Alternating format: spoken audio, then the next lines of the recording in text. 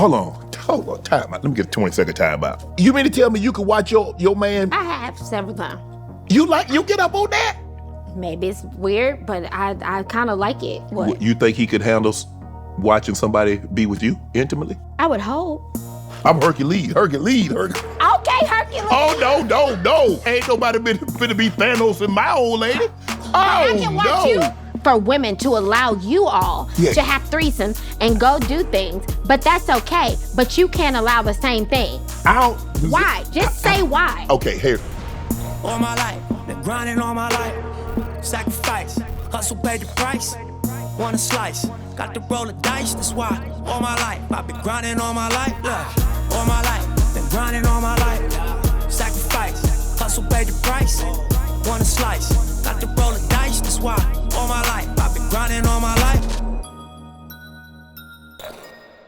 Hello, welcome to another episode of Club Shay Shay. I am your host, Shannon Sharp. I'm also the proprietor of Club Shay Shay. Stopping by for conversation and a drink today is a multi-threat. She's a platinum-selling singer, an award-winning songwriter, a trained pianist, a skilled guitarist, a powerhouse vocalist, a boundary-pushing artist, an accomplished composer, and a musician. She's released 5 consecutive Billboard chart-topping albums, a versatile reality TV superstar, an entrepreneur, a restaurateur, an actress, an entertainer with a larger-than-life personality. She's undeniably star-powered, and she's a straight shooter, a fan favorite who's built a worldwide audience, a mother, a wife, and she's here today on Club Shay Shay, Memphis' own K. Michelle.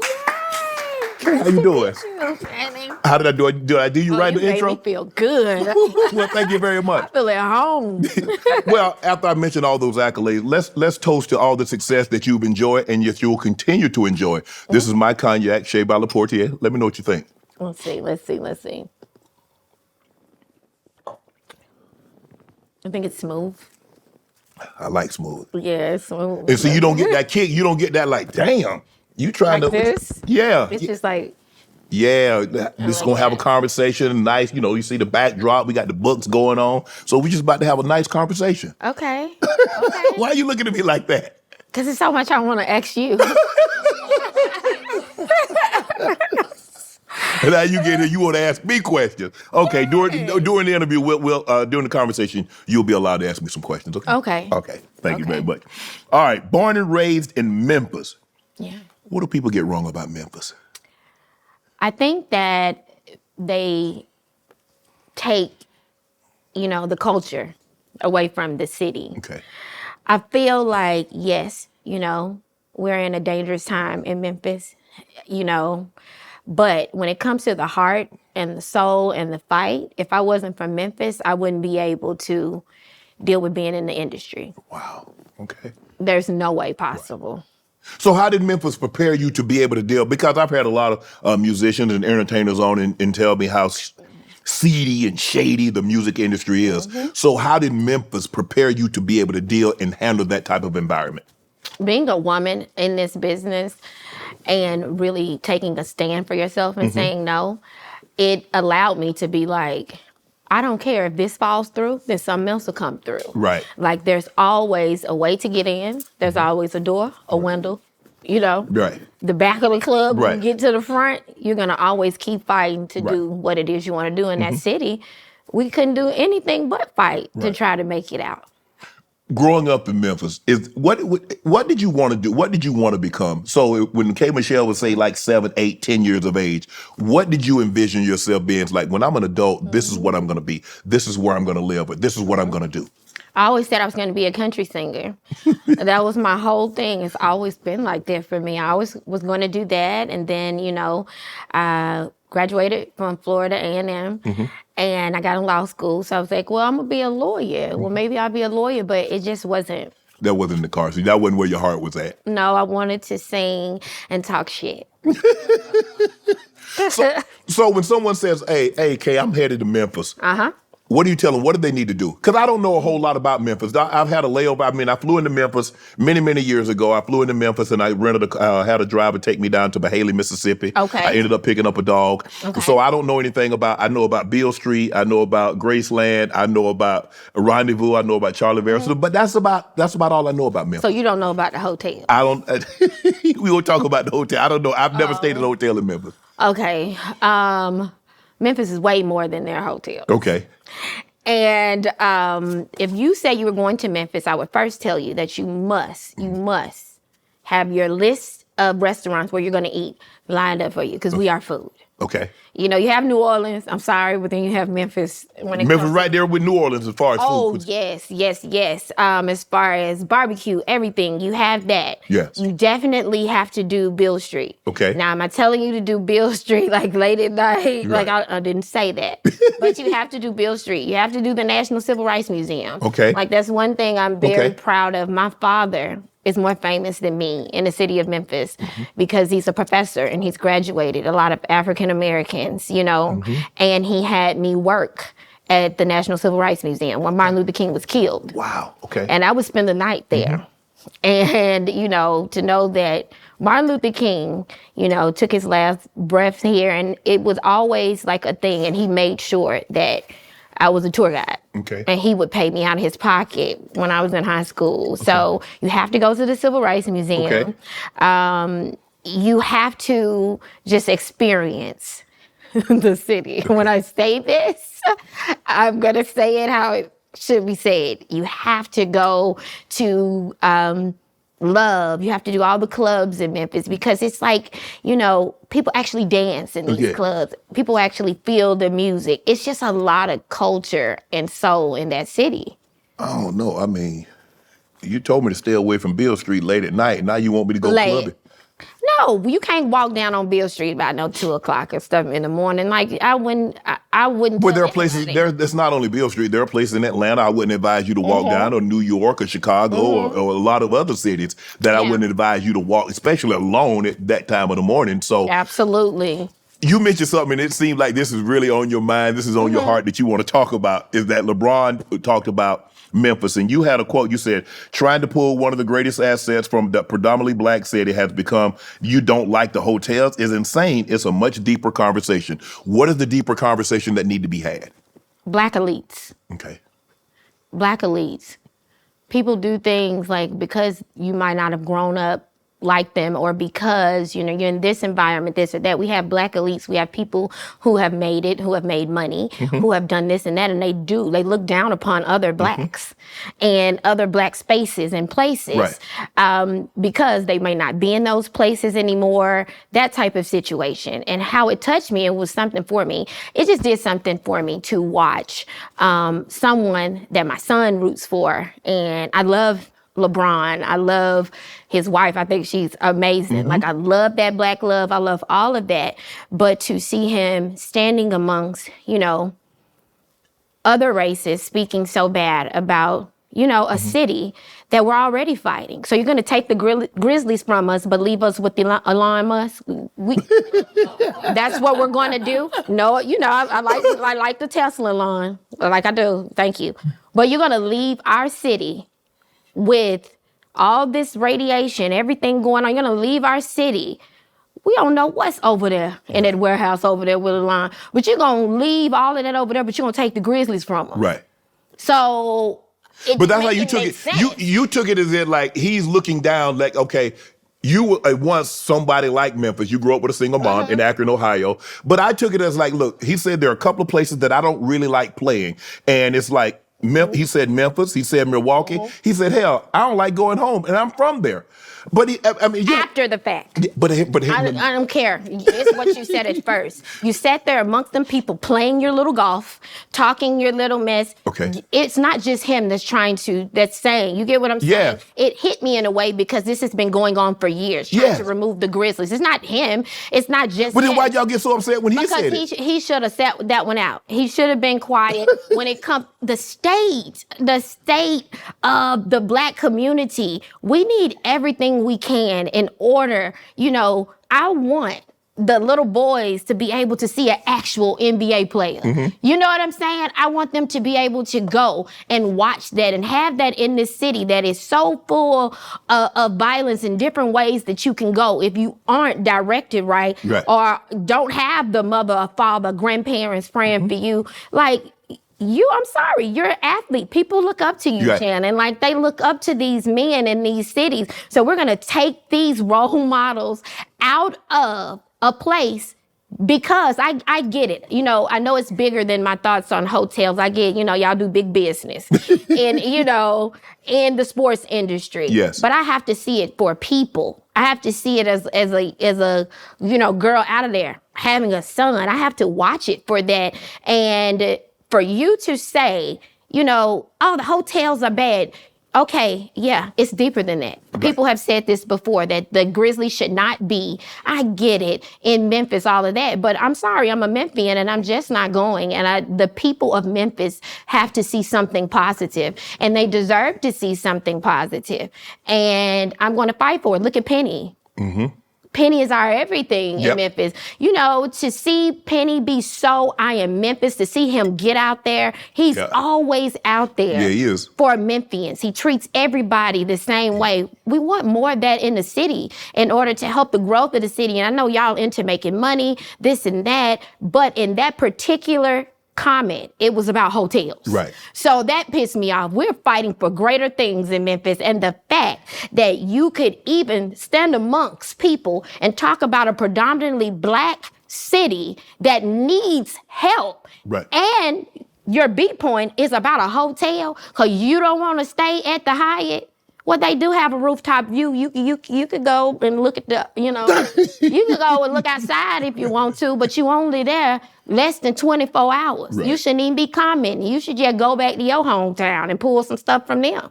You shouldn't be trying to talk about a place that we've had to grow up in. The regular season is a wrap, and the NBA playoffs are finally here, and there's no better way to cash in on the high-flying hoops action than Prize Picks, a preferred partner of the NBA. Every bucket, every dime, every win means more when you're playing on Prize Picks, so don't pass up the next shot with Prize Picks and get $50 instantly in lineups when you play your first $5 lineup. Do it live in the 2026 NBA Finals Sweepstakes Alert. Pick live squares during the NBA playoffs, and you could win a trip to the NBA Finals. To enter, just make a $5 lineup with at least one live player pick during any part of the 2026 NBA playoffs. Live player picks are picks made after the game is already in progress. Prize Picks is simple to play. You know it's playoff season. It's been electric, and the Knicks have been super hot. And they're on fire. Jalen, Josh, Cat, more. Get in on the action at Prize Picks. It's now available in all 50 states, including California, Texas, Florida, and Georgia. Download the Prize Pick app today. Use code Shannon to get $50 in lineups after you play your first $5 lineup. That's code Shannon to get $50 in lineups after you play your first $5 lineup. Prize Picks, a preferred partner of the NBA. But you said something very interesting. You said he probably should have set this one out. We've got to be careful. Because a lot of times, and this is why Michael Jordan didn't speak on certain things. Mm-hmm. Because if you like what he says, you applaud him. If you don't like what you said, you try to beat him up. Because LeBron has been at the forefront. LeBron has taken a stand when a lot of athletes in past, unless you're Muhammad Ali or Kareem Abdul-Jabbar or Jim Brown, didn't take a stand. When all these issues were going on in 2016 with the Colin Kaepernick, and you had the Freddie Gray, and you had the Eric Garners and Sandra Bland's, LeBron was at the forefront. And everybody applauded him then. And maybe he misspoke. I'm not sure. He can like what he liked. But we were so quick. We're so quick to jump on ours. Yeah. When others can, and they're so forgiving, but we just want to I'm done with LeBron. I'm done with LeBron. I kind of took it as like, look, there's really, because LeBron kind of likes, I mean, when he gets there, he probably wants to go out and have a meal or something. He doesn't feel comfortable going out and having a meal because he is LeBron. As much as like, you just like, no. He can go anywhere and not feel comfortable because he is LeBron. I don't think the problem with LeBron, I don't see people saying, and they'll write you off about anything. Yeah, for sure. I'm not writing off LeBron. We can agree to disagree. And yes. We can do it publicly. Yeah. If you speak on something, then I can come back and say how I feel publicly. True. But does that mean that I don't support him and this man, his black family, what he's done for his son, all of that? That's not what I'm saying. Okay. What I'm saying is, I wish he had set that one out because anytime it comes to Memphis, it comes to me. And I'm going to feel how I feel. Yeah. If I saw him today, I'm going to be like, been room for you. You know what I'm saying? Right. Thank you. You know what I'm saying? What you have done thus far for the black community. But I feel like it's a little sensitive right now, but we can agree to disagree. And that's what I mean about that when it comes to him. Not taking away any of his greatness in anything that he's done. But in this situation with a city that is struggling so hard, the last thing I want for Memphis is to lose something like that, what they've been trying to do for years. The city can't take another hit, and I'm just defending them not taking a hit, and I think it's needed there. So you feel some type of way if they did move to Nashville? Absolutely. And I love Nashville, but we're not taking, no, I love Nashville. Like, I'm signed to the biggest country label in Nashville, Right. okay? I just got back from Nashville, 2 days ago. I get it. Everything's there. No taxes. Everybody's leaving. Why they don't got no taxes in Memphis? It's in Tennessee. Well, it's so much going on. So much land. Oh, really? There's so much going on in Nashville. And you can understand why people... I didn't say that. So you can understand but why they people... already have teams. Okay? You gonna let me feel like that. Yeah, it's a lot going on in Nashville. I get it. People love Nashville. Yeah. Nashville was voted. They had the top real estate. Nashville is just moving. It's so many artists, big artists who have left California to come be in Nashville. I get that. But I also know that the people in Nashville don't want y'all to keep coming into their city. Yeah. They don't want all of that. Yeah. And I also know that these are a couple hours apart. And I do know that the Grizzlies mean so much more to the city of Memphis, you know, than another team in Nashville. Right. You get what I'm saying? Yes, I do. I love Nashville. I'm not taking from Nashville either.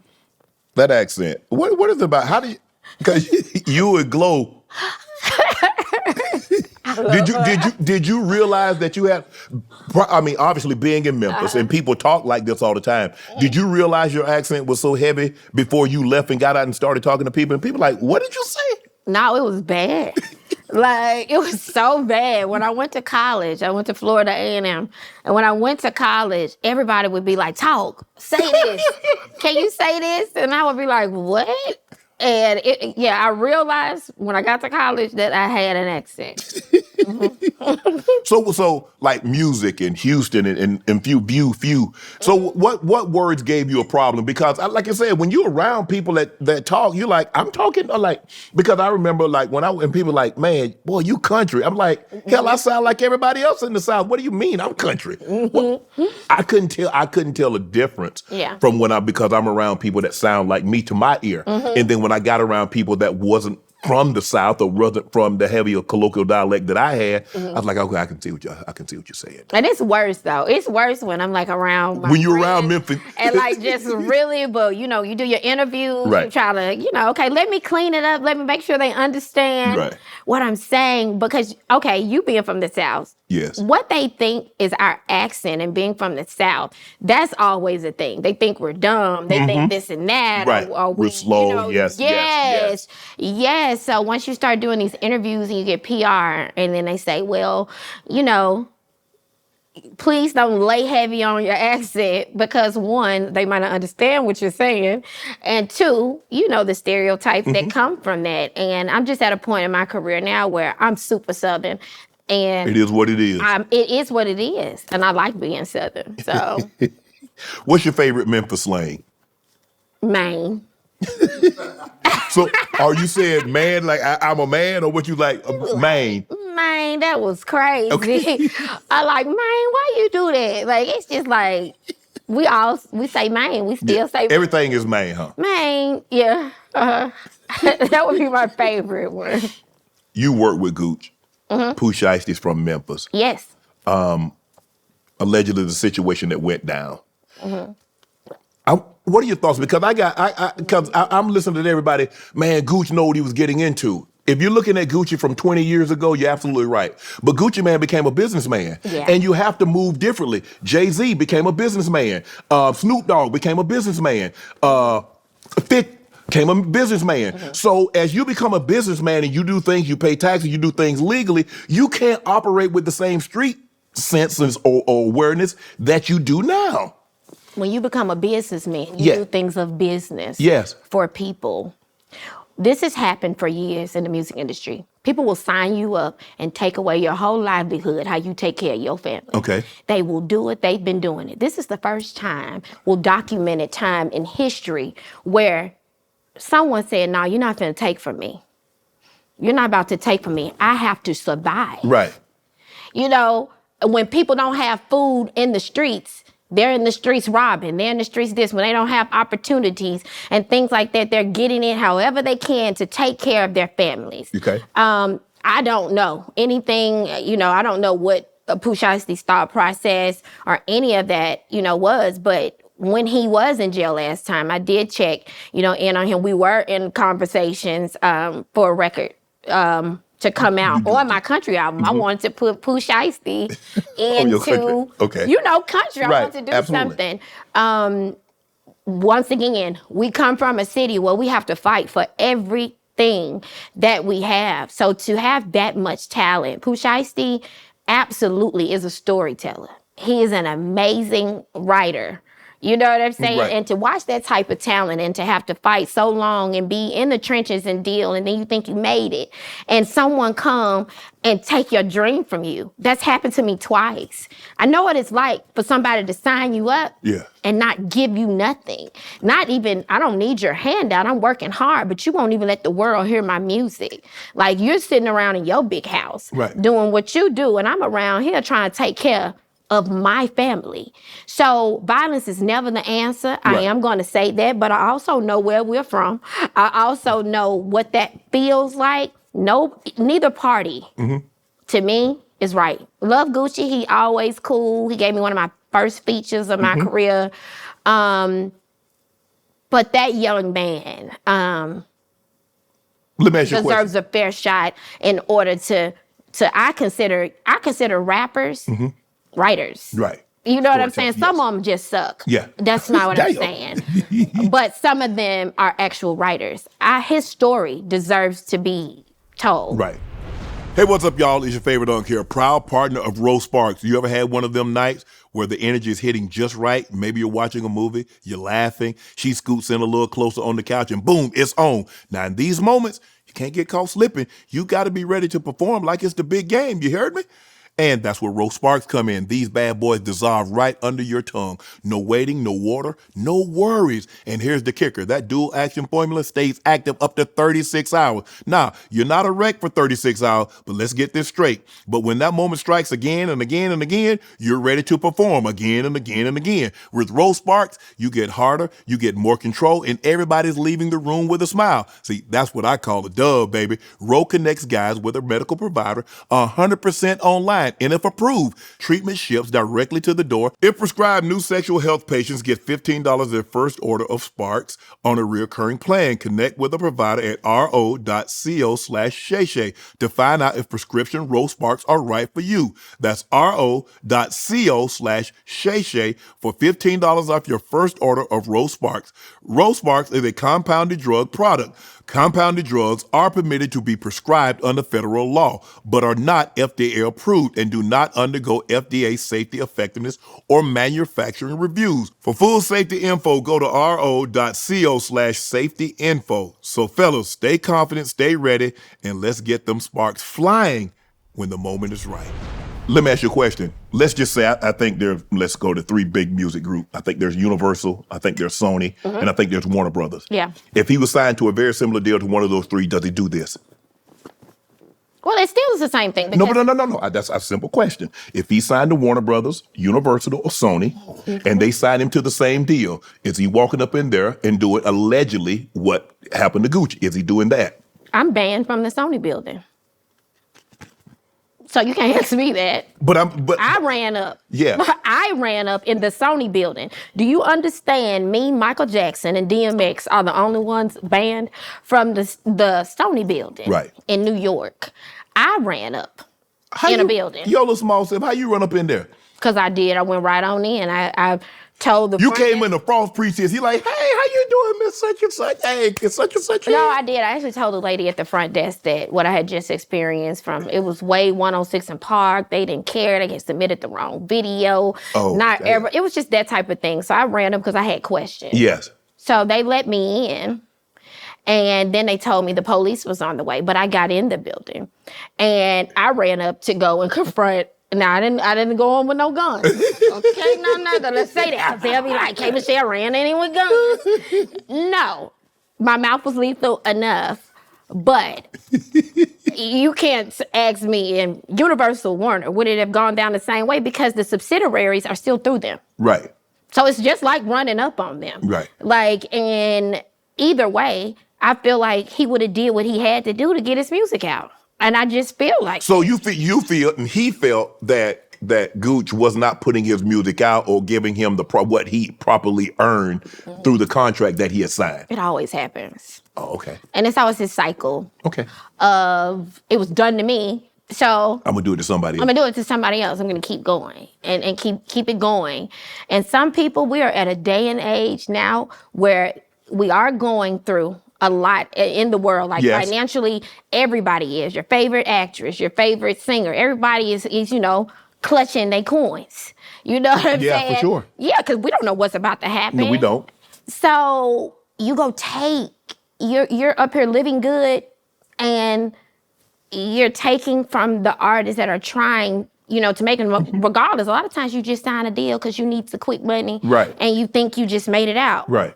And they can say, read. Yeah, but when you hungry, I ain't got money for no lawyer to read. When Right. you hungry, I need every dime I can make. I'm not thinking about that. You know what? Being in this business is that, in any business, what I've learned is that when you sign a contract, you might sign a contract, and I don't think anybody thinks going in like, oh, this guy's he's gonna be the next this, or she's gonna be the next that. And all of a sudden, you might agree to a number, but as soon as the money starts to come and it's more than what they thought, they try to find ways to get more of it. And I'm not telling you what somebody told me. I'm telling you what I know firsthand. And I think that has a lot. And I don't know if that's Pooh Shiesty's situation. I don't know if that was your situation. And I don't know I can just speak to me personally. Okay. Is that when a situation happens, it's like, okay, we agree to this number. This percent, you get this, I get that. Now all the money starts coming in more than what we envisioned. Now let me find out a way where I can get more, because he making way more than I thought he should be getting. That's too much money. Yeah. Whoa. What's too much? What's too much? They don't think anything of you. They take a shot, on you, and then when life happens as it's supposed to happen, you're supposed to be who you are. Or Shiesty's supposed to be who he is. I'm supposed to be who I am. And then, it's shown, and then it's like, dang, I signed a bad deal, this and that. Like, you eating off of me, and I'm barely eating at all. Right. And I just think this changes the trajectory of It's tough. what happens in the music business, because this is our first time getting to see someone saying, oh, I'm not laying down taking it. Right. If that's what happened. We correct. don't have a clue. It probably didn't even happen. But this type of thing, this is our first time getting to see what we think in our head we're seeing is saying, no, I'm taking my talent. I'm taking care of my family. I don't care by any means necessary. Right. I'm going to eat. Right. This is the first time you've heard stories, Suge Knight back in the day at Death Row doing stuff like this. But we've never had the federal government, the Department of Justice has gotten involved and say, this is what happened. Like, what, damn. When y'all start worried about what's going on? But hey, that's where we are now. What is it about Memphis? What's with the beef, the Memphis rappers and beef? What y'all got going on up there? I don't want any parts of it. I love them all. I really don't. I just think it's the thing. Like, there's beef in Atlanta. There's all these, beefs, but we're so small. Right. And I feel like the sound, and people can get mad at me and get me now, but the sound that's going on in hip hop is very Memphis driven. Okay. If you listen to all the beats that are on the charts, everything, you have 3 6 Mafia samples and everything. This city, all we have is this music and this food and this life. So you put all of these people in this small city, they representing this set, my music better, and they all clawing to get out. You know what I'm saying? Yes. To get out and make it. So I just feel like right now we're very elevated and highlighted in the wrong reason. In the wrong reasons. We instead of focusing on y'all talented. Like, I be seeing like the new guys coming up, they might DM me and be like, hey, GOAT, would you do this? Like, I listen to these guys' music, and females. And they're really talented. Like, they really are talented. Yeah, for sure. If the right person would give them a fair shot to go out there, they're gonna outwork everybody. Because all we know is work and trying. So the city right now is getting a lot of other things. But what they should say is that there's a whole lot of talent and heart there. It used to be a time, Kay, that guys like if you came from a city and you made it out and you became something, they looked out for you. They made sure you were straight. They wouldn't do some of the things that we see that's happened to some of our rappers when they go back home. And home. I feel like if I went back to Glenville, that should be the safest place in the world for Shannon Sharp. Because you watched Shannon Sharp grow up. You know what Shannon Sharp did to get out. And you saw how I interacted with everybody. I never thought I was better. And even when I made it out, I never looked down on anybody like I made it out, you didn't. What is it about when guys go back home, more times than not, that is the place that a lot of times they lose their lives? Look, I'm gonna fight always for my city, but there was a famous line from 3-6 Mafia, and we always say it to each other as Memphians. I'm from the city where they love to hate. You know what I'm saying? And I feel like they're so proud. They're so proud of you. They're not gonna let the rest of the world talk about you. It's like your family. Yeah. Like your family can tap you and be like, and say anything about you. But as soon as someone outside the family say something about you, it's a problem. I feel like no one. Like, you can represent your city and deal, but you still have people, think about it. You still got people you went to high school with. You still got people that's They haters. You know what I'm saying? When I go through Memphis, it is for shows and different things. And, you know, when I'm walking, they like, Kay, we're so proud of you. Like, keep representing. But I'm also not, you know. You're not naive to the fact that. I'm not naive to any of it. I know that love can turn to something tragic immediately. And my movement, you know, in my city has to be what that is. You're strategic. Yeah. Like, you'll never just see me walking around my city. Yeah. Like, and that's me. So when we do speak of LeBron and things like that, I'm like, regardless of where you go, you're LeBron. Like, you're one of the hugest to ever, you know, have a ball in the hand. Like, pause. Like, you are. So you couldn't go anywhere. So in my city, they've given me the key to the city, everything. You know what I'm saying? I will do everything for my city, but I'm also going to make sure that, you know. You don't have blinders on. You understand what your city. You mentioned you went to FAMU on a yodeling scholarship? Yes. Hold on. I have never ever heard. I thought that was something they did in Switzerland. They go up in the mountains and they yodel. You actually got a scholarship? How do you get a scholarship for yodeling? Who knew you could yodel? Because I always go do something else. And my voice teacher name was Bob Westbrook. He's from Memphis. He trained Justin Timberlake, Britney Spears, a lot of the Miss America. Okay. So when my mama took me in there to do voice lessons, he said, she got this big voice, and no offense, because my mama's feisty. Like, no offense, but I would like for her to learn how to do something unexpected. They're going to expect her to sing Whitney Houston. Yeah. So I teach her how to yodel. And so my mama was like, yodel? Yeah. What are you talking about, child? This child said she going to be a superstar. You want some yodeling. Right. And I loved country music. Okay. The first tape I ever got was the Judds. Okay. And no one could understand, why is this girl like top of her lungs singing this country music? Right. So the yodeling, all of that happened. And who would have thought that I would go to a predominantly black, HBCU. Yes. And I had checks in 11th grade. I knew I was going to FAMU, okay? And I went there, and I just started to yodel, and I did opera, and they was looking at each other like, what is going on? And then they gave me a scholarship, and they hadn't done that before. See, you could have went to Tennessee State, which is in Nashville. But she got something against Nashville, but ain't none of my business, though, Kate. No, but I do think my parents took my TSU application because it was $15. I remember that the application was $15. And I was like, oh, I'm going to go to TSU. And I know my parents like, well, if you're going to leave out of Tennessee, if you're going to leave Memphis, we want you to go somewhere else. So I still think to this day that my father never dropped off because I've never heard from TSU. At the start of every new year, I set my goals. I tell myself this year I'm eating right, I'm working out, I'm working hard, staying on track. Then reality hits. Work, travel, cravings, distractions. Life just loves to test your focus. I've been there. I've fallen off, But I don't stay down because Amazon helps bring me back up every time. Amazon is here to make sticking to your goals easier. From healthy snacks I need to workout gear I like to have on hand. All of my everyday essentials are available to purchase in one place. Not to mention, I can get it delivered fast so I don't have to worry about making a trip to the store and adding to my already busy schedule. Great prices, no running around, no extra hassle. Now that's convenient. So when life tries to steer you off track, Amazon can help get you back to the plan, focus on your goals, and stay on your grind. Save every day with essentials from Amazon. You won Miss Freshman, you was Miss FAMU. Were you always popular? Yeah. Yes, I was, but I was always I wasn't like mean popular. Like I hang with everybody. Right. Like I go, you could be sitting there, I'm gonna just sit with you. Like I just would hang with everybody. Were girls jealous of you? Did you always have this aesthetic package?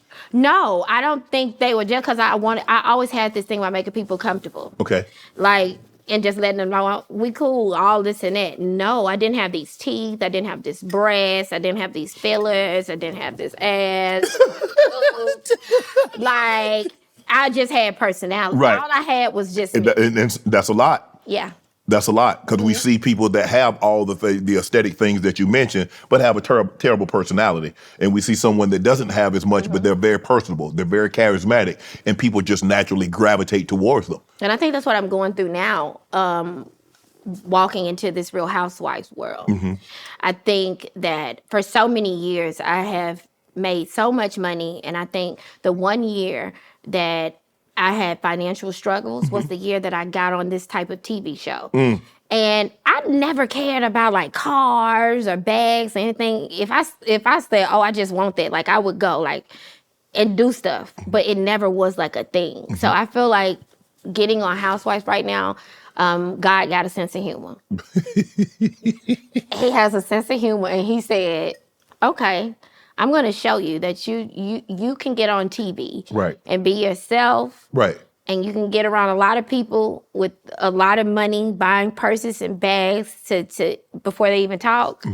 But yeah, that's not what I'm here for. That's not what God put me here. How do you feel like being an HBCU prepared you for the real world? I went to an HBCU. There's nothing like it. What school? I went to Savannah State. Okay, so you went to Savannah State. I went to Savannah State. And Okay. I tell people, I said, if you didn't go to an HBCU, I think everybody that even goes to a PWI, I think for one semester that you should go to an HBCU to see the pageantry, to see homecoming, to see the Greek shows and the sorors and when they have step shows and when they're in the park, or go to the student center during homecoming and feel the buzz and feel the electricity in the air. Nothing or like when they go over.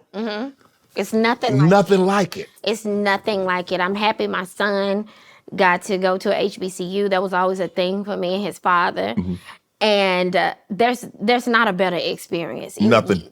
For overall feeling, for the college experience to witness, like all the food that's cooked at homecoming, how everyone's so proud when they come back. And they're so supportive of you being in college. It's something that everyone should experience. They absolutely. What's your favorite memory at FAM? Oh my God. I would say my favorite FAMU memory would be the set on Fridays. Okay. And I would make sure I had my best Forever 21 outfit on, and I was going to be ready at 12 o'clock to 1 o'clock to prance in front of everybody and walk through the set on Fridays. That was my thing, honey. I was going to step out on Friday. You pledged Delta. Yes. Surprising. Your mom, your sisters were Delta. Because why you say surprising? Because you look like a, you think I give you a K? You do. No, I don't. You do. I'm a Delta down. You sad. You gotta hang with me. Nah. I'm a Delta down. I'm down. Look, I get it, but I'm just looking at you. I would if somebody's like, what do you think she is? She's a Delta. She's an AKA. She's Sigma Gamma Rho. You would say that? I would. You ain't looked at me enough. Yeah, I looked at you enough. I am a Delta, my mom, Delta, sister, Delta. So what would have happened if you went the opposite way and say, you know what, I know everybody in the family are black and red, but your girl just got to be the picky. They wouldn't care. Like, they wouldn't. They would have been okay with Deltas are born.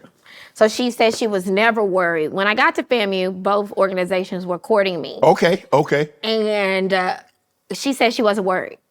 She said deltas are born. I wasn't worried about any of that. Wow. You know? So your mom already knew what you were going to be. Yeah. And my son, though, that was a thing for us because he pledged Alpha and his, father's a Kappa. Okay. So it was that, but, His dad wanted him to be a Kappa too, huh? So bad. But we wanted him to go to FAMU so bad. Where'd he go? North Carolina Central.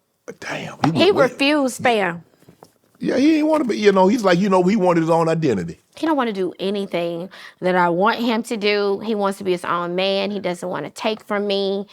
This young man gets out there and gets to it, and he won't allow me to help really with anything. I saw your probate video. You remember? You saw that? Don't worry about what I see. You saw that? That scroll, you had it, I hate it. You hate it? I had it. Oh, you did? You hit that, man. You. Oh, yeah. You came out there stepping like a paladin. I was ready. Yeah. That was a great day, to still watch it. Yeah. It's crazy. And did you feel a sense of accomplishment? Did you feel a sense of pride? Yeah. Because it seemed like it. The way you were strutting, I was like, well, damn. It was that many people. FAMU, to have that many people and Right. to only have a line and pick 40 people, out of thousands. Yeah. And, you're representing the campus, organization. It was a proud moment because that was something else I had set a goal for myself that I accomplished. Wow. Mm-hmm. You mentioned your son and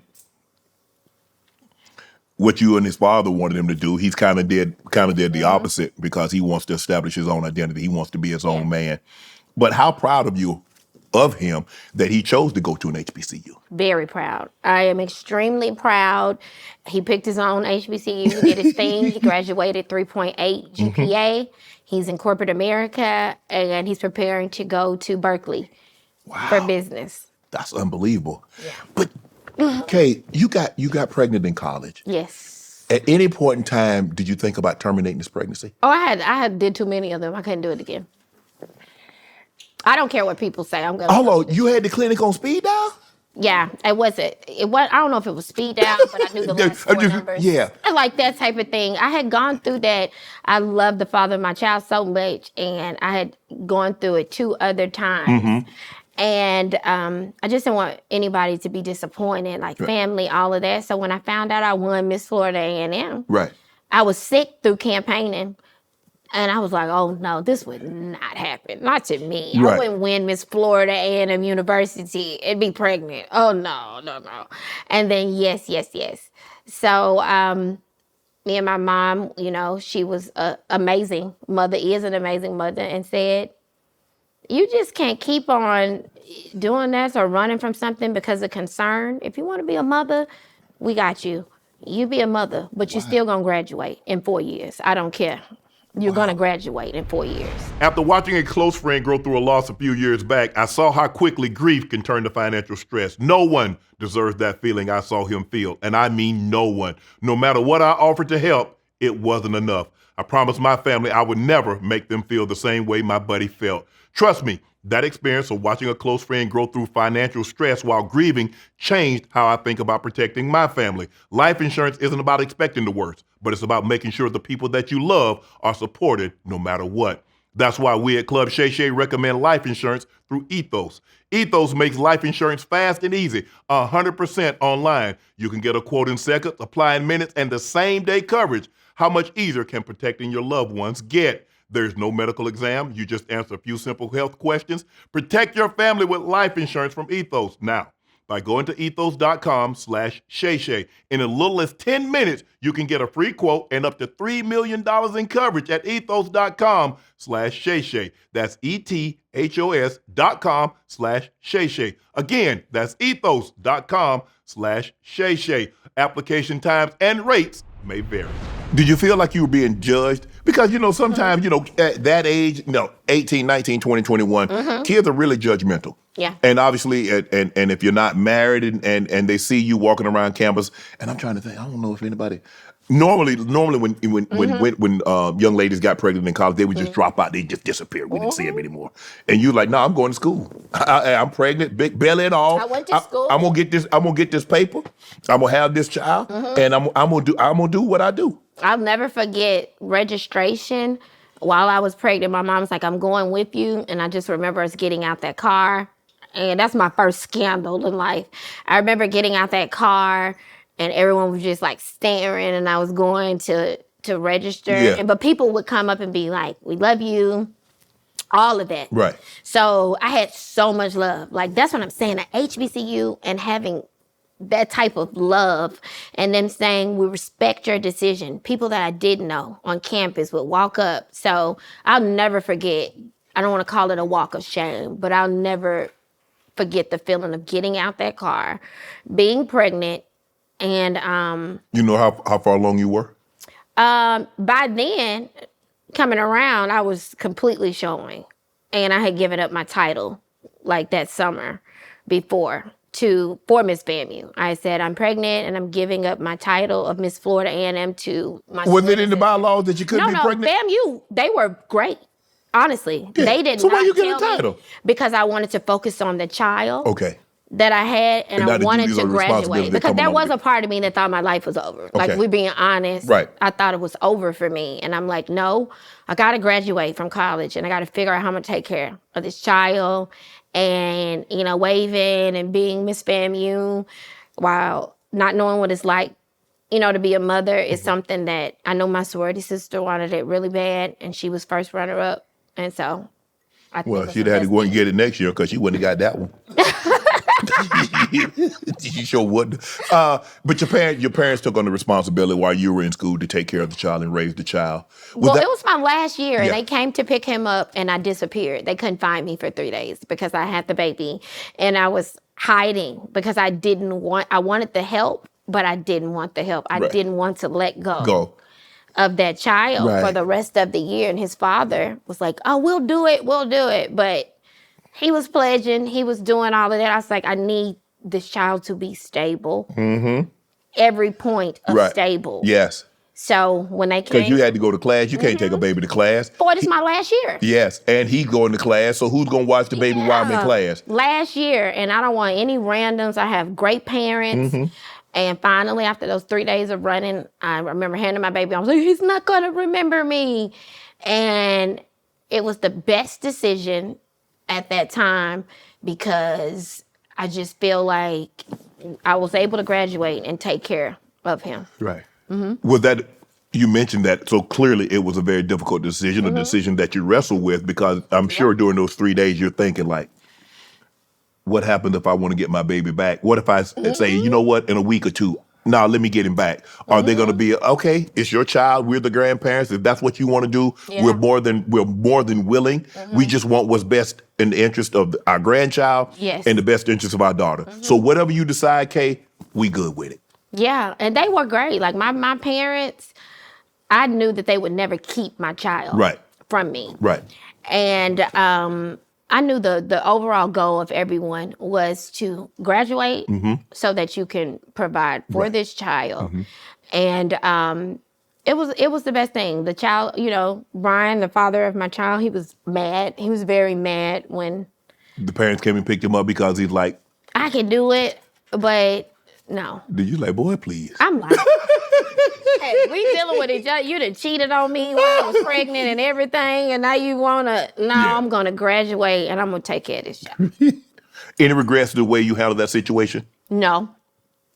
Nope. The best thing I did was to allow my parents to help me so that my child could live a normal, stable life. Because you ask someone, and it's always the only regret, if you had it to do all over again, if you were placed in this very situation, you're at that age then, and now you are at that age right now, 2026, and the same situation, would you do it the same way? Absolutely. I would have still had my child. I would have still allowed my parents to help me. I would have still graduated, and I would have still been his mother that would burn down the world about him. That's what's up. You want more kids? Yes. Trying? You practicing? I mean, you know. I'm trying, like, I've done IVF with my husband. We've done that. He's, very open to, I want a little girl. Now, all of a sudden, he came out with this, he want a boy thing. Okay. But we just need to get it done. Right. So I'm open to adoption. Another round of IVF is what's going on. So I want a little girl. I want me. Yeah. But he wants a little boy. This just came. Because at first he's like, okay, baby, you want a girl? Whatever you want. Yeah. He has no kids. Right. He's helping raising my child. Right. And been around him, and he has a nephew, but he doesn't have any kids. And now it's this thing of, I want a boy. Yeah. But you tried a surrogate, right?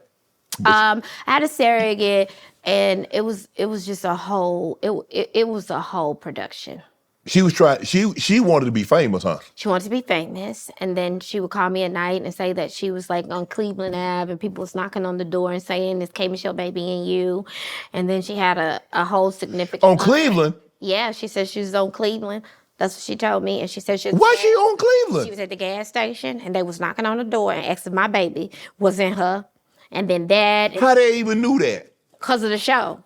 Oh, because that's what you wasn't loving it. Yeah, when I was on Love and Hip Hop, they got to see that, and then I had my own show. Right. When that was going on, and so I was like, I'm not comfortable. Then she had a man, but the man wasn't her husband. But the man wanted a contract for her carrying the baby, and I met her at IKEA.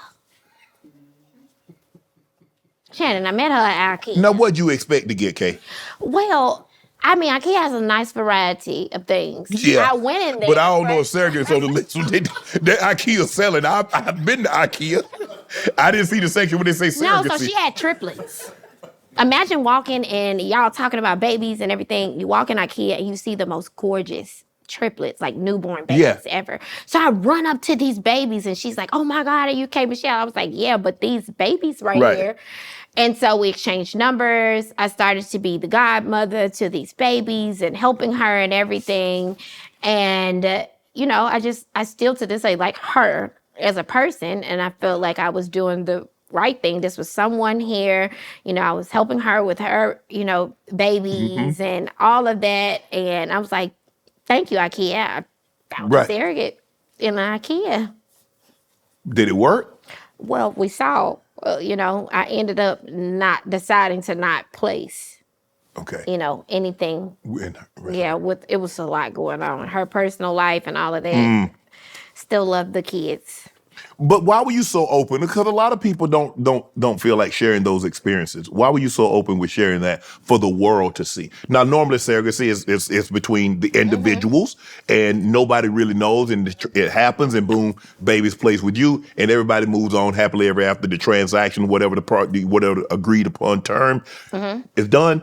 But you felt really comfortable sharing with the world. Why were you so comfortable? Because I get to go to sleep at night. I've always told the worst of me before anyone got to. Oh, you get to tell your story. I'm going to tell everything. I'm myself. I'm going to tell it even if it's good or bad, any opinion or anything. No one will hold anything over my head and telling, if I make the decision, I know that decision can get out. And I honestly have always told, down to the point where they like, please don't tell that. I've always told my entire, complete truth, regardless of good or bad. Okay. If you're out here trying to scale a business and you're doing everything yourself, come on now. That's not how the fast and growing companies operate. The real ones, they delegate smarter. How do you think I grew my podcast? You gotta delegate. See, scaling takes the right expertise at the right time. And that's exactly where Upwork comes in. Upwork is your one-stop platform to find, hire, and pay expert freelancers across everything. Web development, marketing, data, operations, you name it. We're talking access to specialized talent across 125 categories. So instead of spending all, we weeks recruiting and locking yourself into a full-time hire you might not even need long-term. You can bring in the right expert right now and keep it moving. I love the part you can browse profiles, check past work, even get scoping the roles. So you're not guessing, you're hiring with confidence. Now, if you're really trying to level up, with Business Plus, you can access the top 1% of talent on Upwork and an AI-powered shortlisting. You'll get matched with the right freelancers in under 6 hours. No endless searching required. Plus, Upwork handles contracts, payments, all the back-end stuff so you can stay focused on growing your business instead of getting buried in admin work. Thousands of businesses already on it. The question is, why aren't you? Go ahead and visit upwork.com/Shay Shay right now to post your job for free. That's upwork.com/Shay Shay to connect with the top talent ready to help your business grow. That's upwork.com/Shay Shay. Upwork.com/Shay Shay. The surgeries. Yeah. 1 year to remove silicone from your body part. I mean, you've had. Do you feel like this is maybe some of the complications back because some of the decisions that you've made? Mm-hmm. You mentioned that you've terminated a couple of pregnancies. Mm-hmm. You mentioned about some of the cosmetic procedures that you've undergone. Do you feel that's why there's a complication with you potentially being able to conceive and carry your own child? You know what's so funny is that going through all the surrogacy and everything, my doctor has always maintained your uterus is very strong. You can go and you can carry if you would like to carry. So I think that's where the kind of argument with me and my husband is because when we, started to try, it wasn't that we didn't naturally try to conceive and gave it a chance. I never did. I wanted designer babies. I wanted that. I wanted 2 babies, and I was reading about all this stuff. So I was determined that I was going to do this IVF. No one said, you gotta do IVF, girl. Like, you have to. We never even gave it a real shot, still to this day, of naturally trying to conceive and doing all of that. It's always needed to be planned. It's always, he says, I have a problem in control. So this is another control issue. So yes, I feel like. A designer baby, Kay? Well, that's what it was called then. Yeah. It was called. It's probably still called that now. Yeah, it was called, like, the doctor I went to, he had done a lot of, people, and he was like, okay, I wanted girls. I wanted 2 girls. Okay. And, if you do that type of thing, you can keep your kid from from 200 to 300 diseases. Right. That they can see. Mm-hmm. Like looking, and you can say, wow, yeah, is healthy. Yes, okay. So when I say designer, I mean health. Okay. And wanting my child. Yeah, I thought you was gonna I want the kid to be 5'9". I want the kid to have this color. You know that they've been doing that whole thing. Yeah. And picking the eye color. If you go to Mexico, you can pick the eye color on the baby, all of that. They're designing Birkins. I want a croc bag with this kind of hardware. I want rose gold. I want yellow gold. I want, damn. I've done enough surgery and designing on myself. I would never do it to a child. In the process of doing that, as you mentioned about what you've done to your body, what have you learned? Because you got silicone shots in a hotel room. And at my house, but this guy. What the hell, okay? Let me tell you something. You want me to break this down to you? Please do. Okay, so when it comes to the silicone shots and all of that, I think people think that was a super cheap or something route.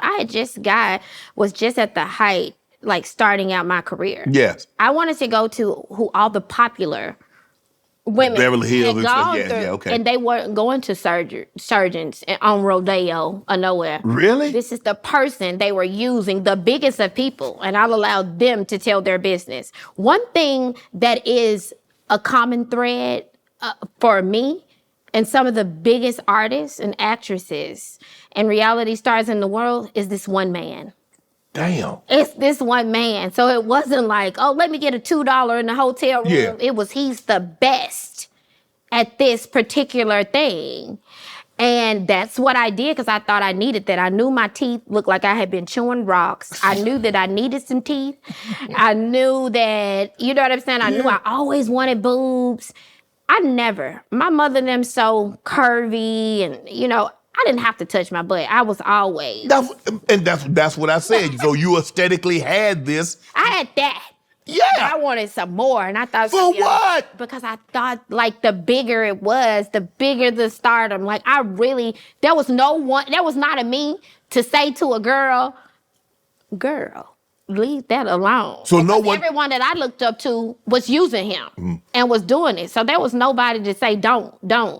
But if somebody could have said, "Kay, babe, look at yourself. Turn around, look in the mirror. You gotta know." I still would have did it. That's the honest, bad truth, right? I still would have did it. So when I be talking to these women and they gonna do it anyway, I be furious. I got people on my team that I've said, why would you do that? You see tubes coming at me. You see this. Yeah. You see all of this. Like, why would you do that? But they gotta go through it on their own. But at least there is someone you can watch the extremes from when it happened. People Magazine, Best Bodies, down to this is in my bloodstream, praying, blood transfusions, everything. They telling my mom I'm not gonna make it about something stupid like this. You have a documented source for that. I didn't have that. So if they wanna, hopefully I'm scaring some people straight. Right. You know what I'm saying? Yeah. Mm-hmm. Got 'em. But you're like, I got to go through this. I mean, shouldn't I be in a hospital room? Shouldn't I have, or was it set up? Did you have, you had everything that they would have in a hospital room, you had in this hotel? I had what all the rich girls had when I did my shots. My shots and stuff wasn't before, wasn't as a dancer, wasn't this and that. It was when I was getting money. Yeah. Like it wasn't, I just knew this is what all the girls that y'all love and this looked like. And I thought I was doing the right thing. And I think I've caught a lot of flack for not giving up that guy. That was the whole thing. I was like, I'm dying and y'all trying to have me expose the guy. Hell yeah, he gonna die too. Yeah. In jail. But one thing, I think that Memphis and that kind of thing on me, if I get myself into something, I'm just going to take on just go eat that. Hey, that's on me. I'm going to eat that. Yeah. I'm not snitching. I'm not going to sue. I'm not doing none of that. Right. I'm going to deal with the consequences of what I decided So what was to do. being reported that you were like gravely, gravely ill, that was true? Oh, yeah. Like my mom, I can, even see her face just from that, all those blood, I'm over, it was 13 surgeries, like immediately. In a year? Yeah. And just even a couple months ago, which it really happened. Like with Housewives, only a couple of months ago, I did the American Country Music Honors. And literally, because I've had silicone, they had to place implants. These implants, everything is running out of my body. Like we don't want no implants. We don't want any of that. So I'm still sick. There are certain things I can't eat. Certain things I can't do. You'll never get silicone out of your body once it's in your bloodstream. Did you know that beforehand? No. And then when I was injected, I was told it was like hydrogel that would, dissipate. Yeah, I didn't know that it was basically, when they opened me up, they saw it was motor oil almost. And it was, Lord have mercy. Yeah, it was that. So I'm thinking, I'm just getting cute, we getting money, we doing all of this and that. So bad decision. I live with it and I will I'm telling you, when people walk up to me, either they're telling me about their heartbreak or they're talking to me about their surgeries. And I'll be like, when did I take on the face to talk to people about surgery? But I was open and I want them girls to go through. So I get to see a lot of beautiful women. They're all in my DM. I always have women in my DM that say, can I talk to you? Can you help me? Can you, that type of thing. How much money you think you spent on surgery? 500,000? Reconstruction, yeah. Because each time I have to go, insurance doesn't cover. No, what you've done to yourself, it doesn't cover it. So every time I go in, it's never under $50,000. Like to go in, cut, do this, and then I'm in Beverly Hills. I'm in the midst of doing all that. Nothing about this has been cheap. right.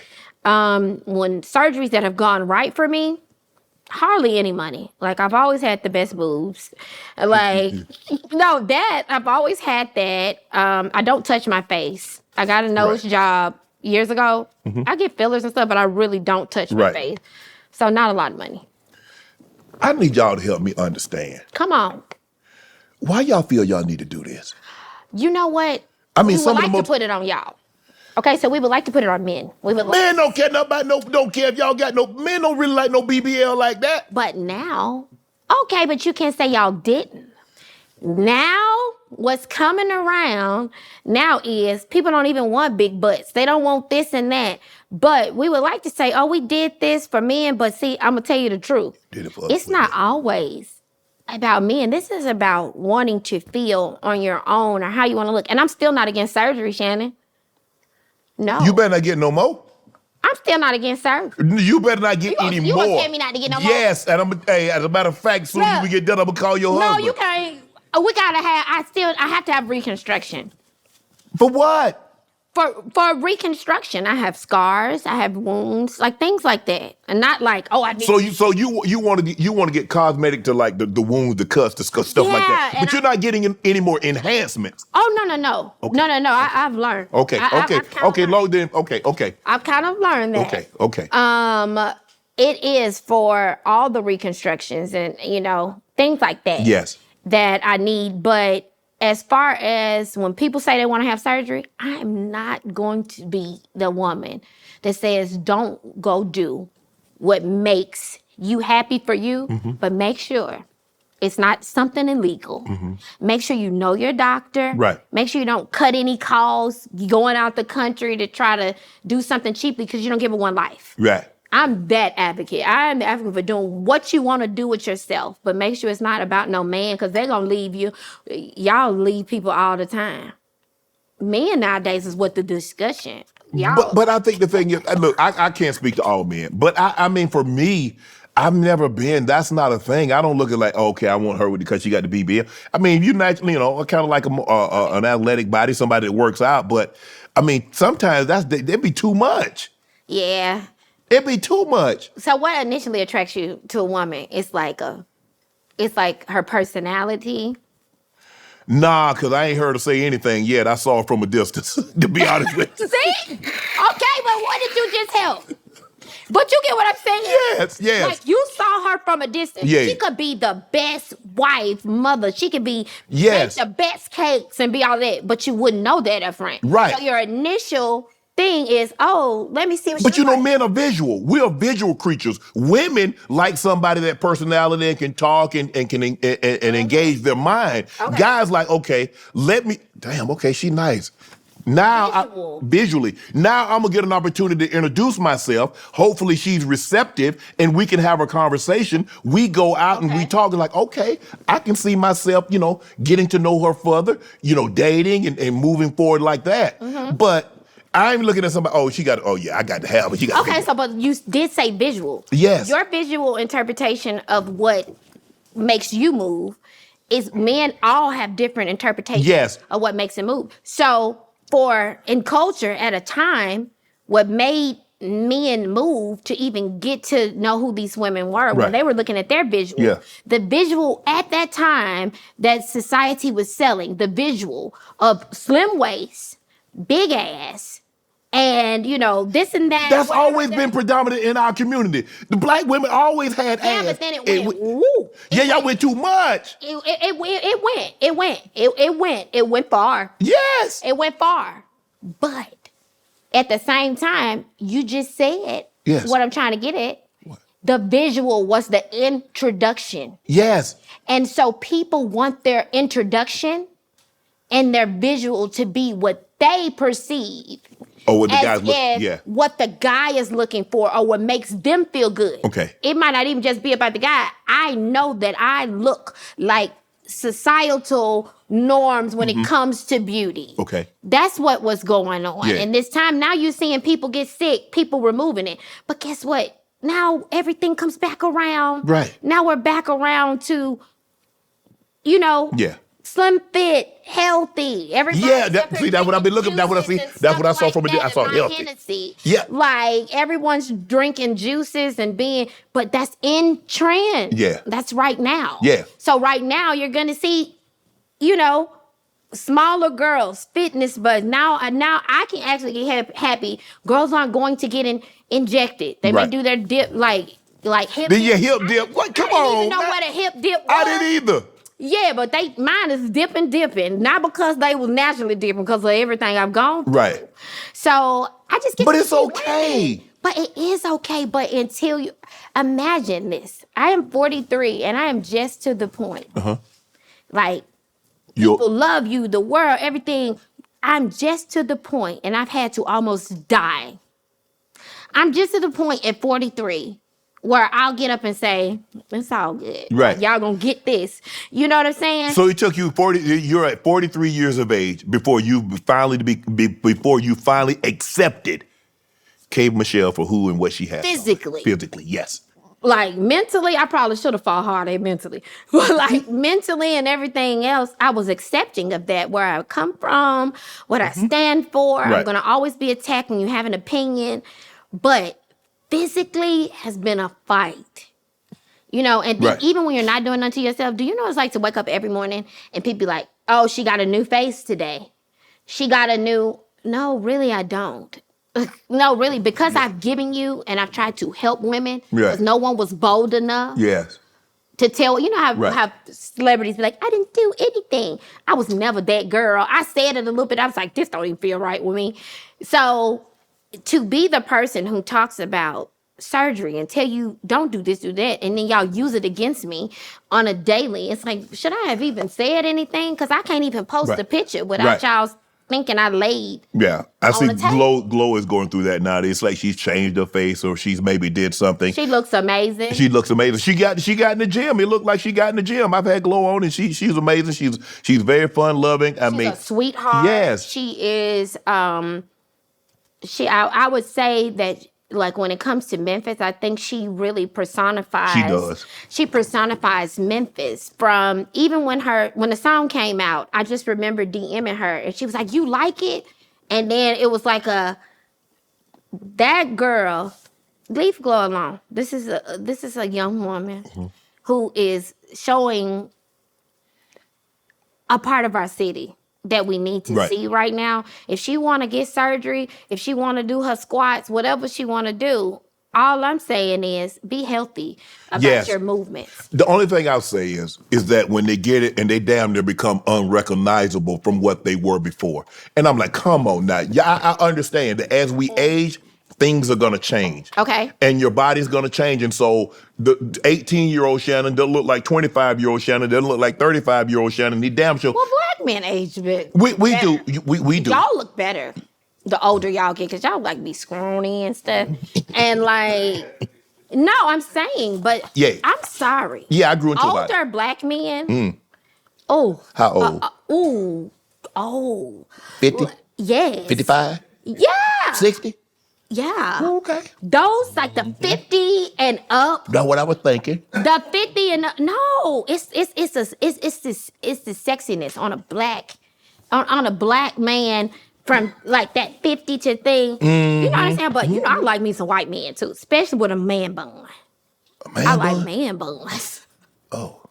White men and man buns? Yeah, I guess this is what I got. I just got facial hair. You're handsome. Okay, so like people love you. And I think people love you because you're a country guy. No, you're a country guy and you don't hide from none of your shit. You might be a milder version of me when it's like, this is who I am. Yeah. But you still do it very well in being you. Yes. Well, thank you very much. I appreciate that. And I have some black women I think that you should date. I've gotten 2 people married. You have? Yes. I got some great women. Nice country guy, cool, chill. That's me. Whole lot of money. You do got money. A little bit. You got money. You got success. A little bit. You got legacy. I can't wait to send my 3 contenders home. baby, when I tell you, you're gonna be like, oh, these are some good women. Okay. It's your favorite unk here. Let me tell you something. Don't be the guy using the same shampoo for your head and your beard. You're not going to see the results you want, and you're not saving time. Truth is, that one-size-fit-all advice, it isn't for everyone. It's time to unlearn that. Your beard has its own texture, its own needs. You got to treat it differently. You see my beard right now? That's why we have Baskin Lather. They actually focus on textured hair. This ain't no guesswork. And that men's healthy hair and beard starter kit, unbelievable. We've got the whole lineup: shampoo, conditioner, balm, oil, stimulators, everything you need to keep it clean and healthy and right. A blend of vital nutrients to help nourish and increase blood circulation to hair follicles. Health is the key to a beard like this, baby. And once you see the before and after photos, you'll be thanking me in no time. Plus, it's black owned, family run, and made with real love for real results. You've got to respect that. So stop using everything for everything and get what actually works for you. Explore viral bestsellers and products, healthier hair, all types, Baskin Lather. Go to BaskinLatherCo.com to use code ShayShay and get 20% off. That's 20% off BaskinLatherCo.com, code ShayShay. Skin bleaching.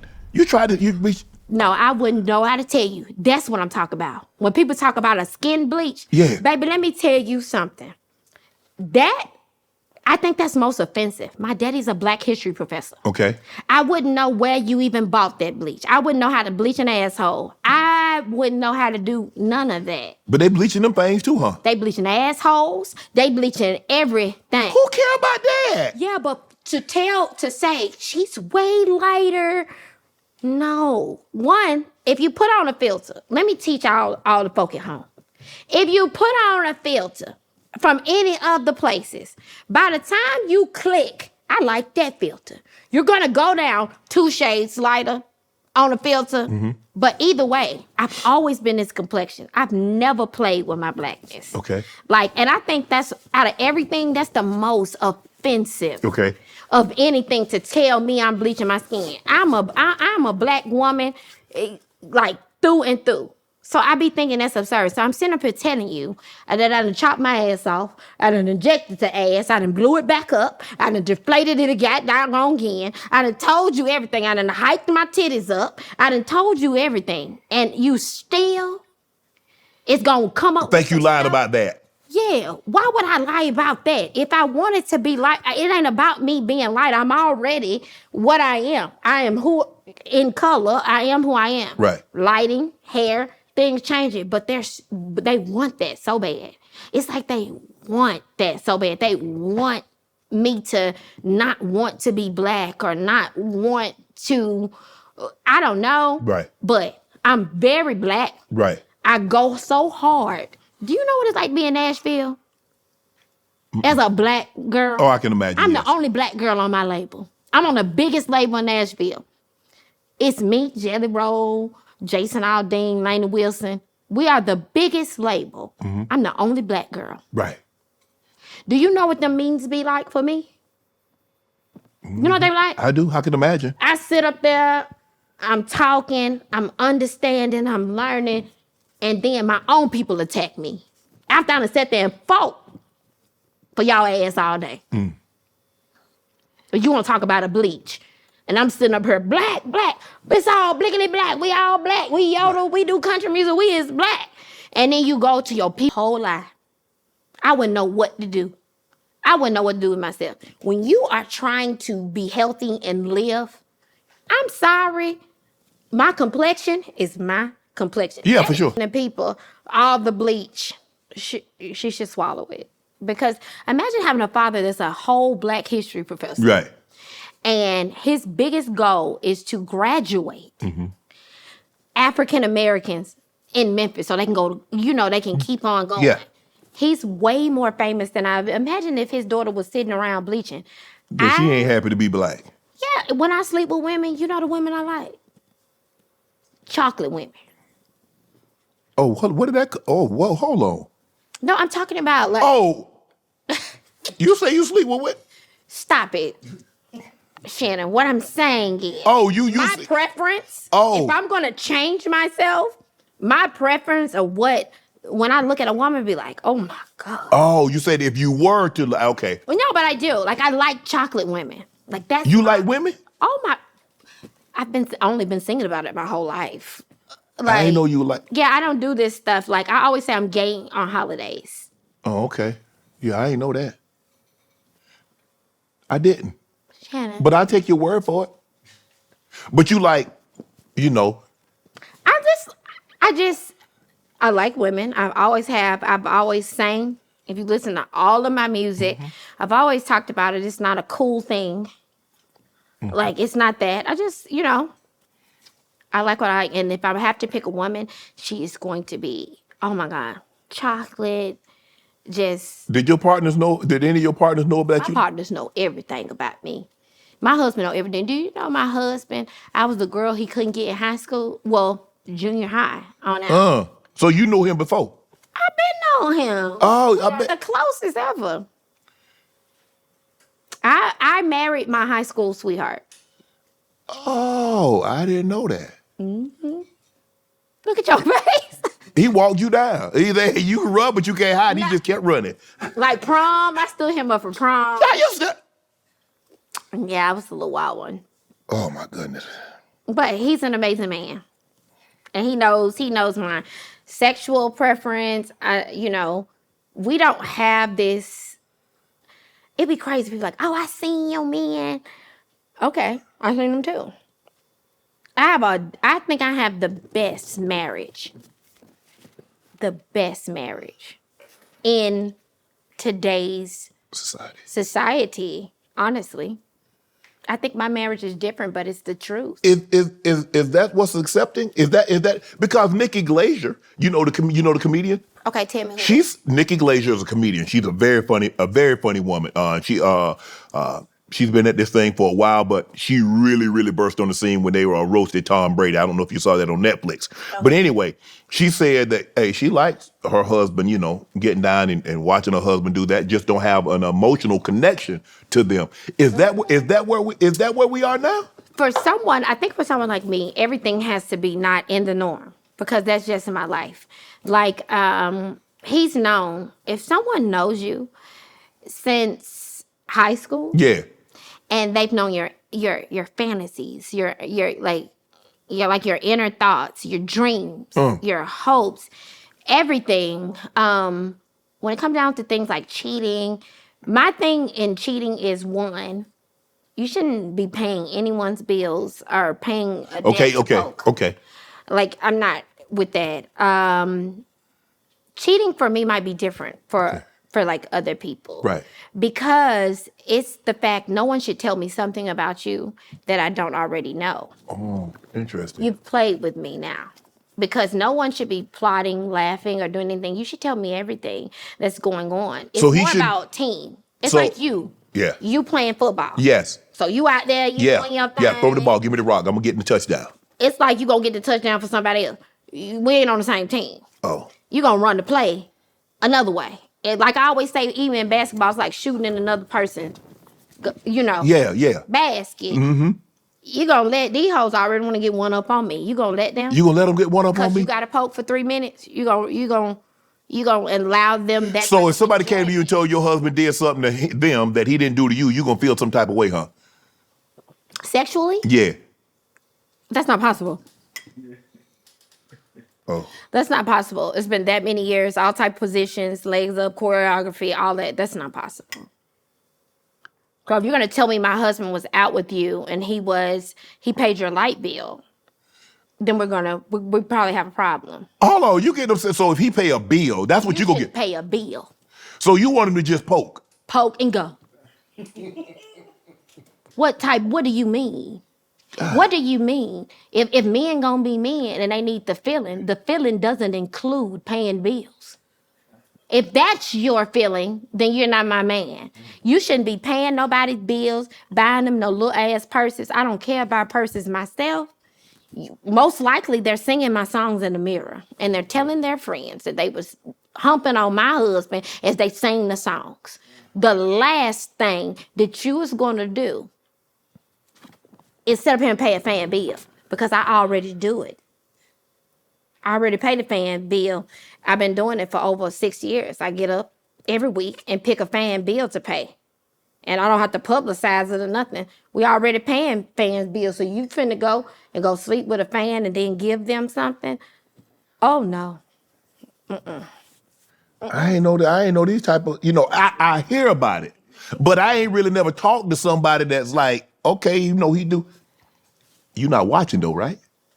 I would, if that was offered to me, sometimes I do like. Hold on, time out. Let me get a 20-second time out. I don't need the full minute time. I need a 20-second time out to regroup right quick. You mean to tell me you could watch your man I have several times. beat somebody back? You get up on that? Maybe it's weird, but I kind of like it. Like, it's these things with me. okay. I'm interested. No, I'm not. It's not like me being, oh, she's super freaky. No. You super freaky. He said, no, it's not. He always says with me, it's never about the things that people would think. Everything with you is about control.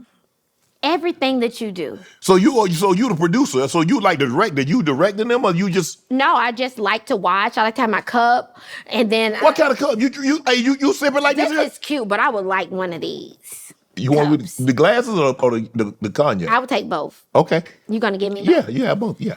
Yeah, but no one can ever say, "Oh, I f*** her husband." You know what I would do? I would be. How is it? So when I posted I got married, I never tell. Me and this man have gone through so much, right? That no one can judge our toxic relationship or loving relationship, this and that. But one thing I know, that man loved me, and he gonna get down to it about me. Same with me.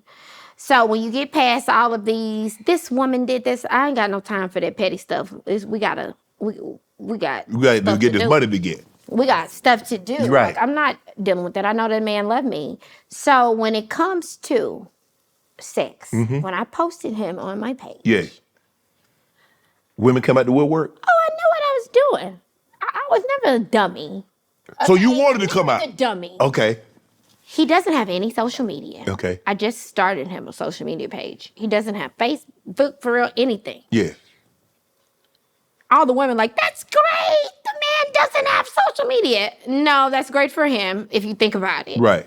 He gets to live whatever life he wants to live, and I'm not posting him. Right. Is it, What? You think he could handle watching somebody be with you intimately? I would hope. No, if I can watch him, I would hope that he could do it. God, no. Hell no. Why you say that? Why? Is that the country? Country in you? Hey. Country guy in you? To each their own. But if I can watch you, we haven't come up against this. No. But we come up against this. If I can watch you. I'm Hercules. Okay, Hercules. Oh, no. But Okay, ain't nobody been to be Thanos in my old lady. I can watch you. Can we talk about that and what's going on? Yeah, we can talk about it. Yeah. Why is it okay for women to allow you all to have threesomes and go do things, but that's okay, but you can't allow the same thing? Why? Just say why. Okay, here. I can't speak. It's me. Okay. I ain't a threesome type of guy. It's a lot of choreography. Me. I'm a one-on-one player. Okay. Her and I. Okay. That's it. Okay. I'm gonna be honest. My ego couldn't handle that. Okay. Me watching another man, and that's my old lady. Is it because of who you are? Or is it because of how you? I was always been like this. Even before I became Shannon Sharp and everybody outside in the world knew who I was. I was always play like that. Oh, I don't play like that. But do you think it's because I am Shannon Sharp? I am accomplished. I am that dude. Like, do you think it's that more than if you actually had to, because you're who you are? But imagine if you weren't who you are, and someone I still couldn't do it. Say a woman is saying to you, okay, go do what you do. I would like to watch it. And which you would still give her that. No. Oh, no. Really? No way. Never. Have you ever been married? I have not been married. Do you want to? I do. So you wouldn't allow in your marriage The things that people fight about. Yeah. Imagine if you took the things that people fight about when it comes to marriage and made them a non-existent issue. Okay. Then what? If cheating wasn't an issue. Yeah. If finances wasn't an issue.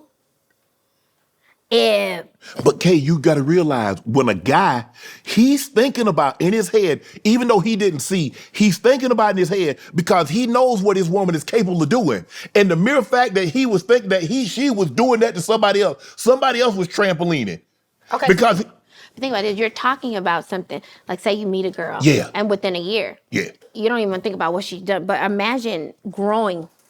No, I'm talking about what she's done with me. In that year time that I met her. But what if the year wasn't a year? What if it was 15? No, I couldn't do it, Kay. Imagine if it was 15, Shannon. Imagine if it wasn't like we just started dating 2 to 3 years. This is 15. I watched this little girl become a woman. I've watched everything. Yeah. She has accepted me. She's watched me cheat on her. She's talked to the women. Imagine going through like life.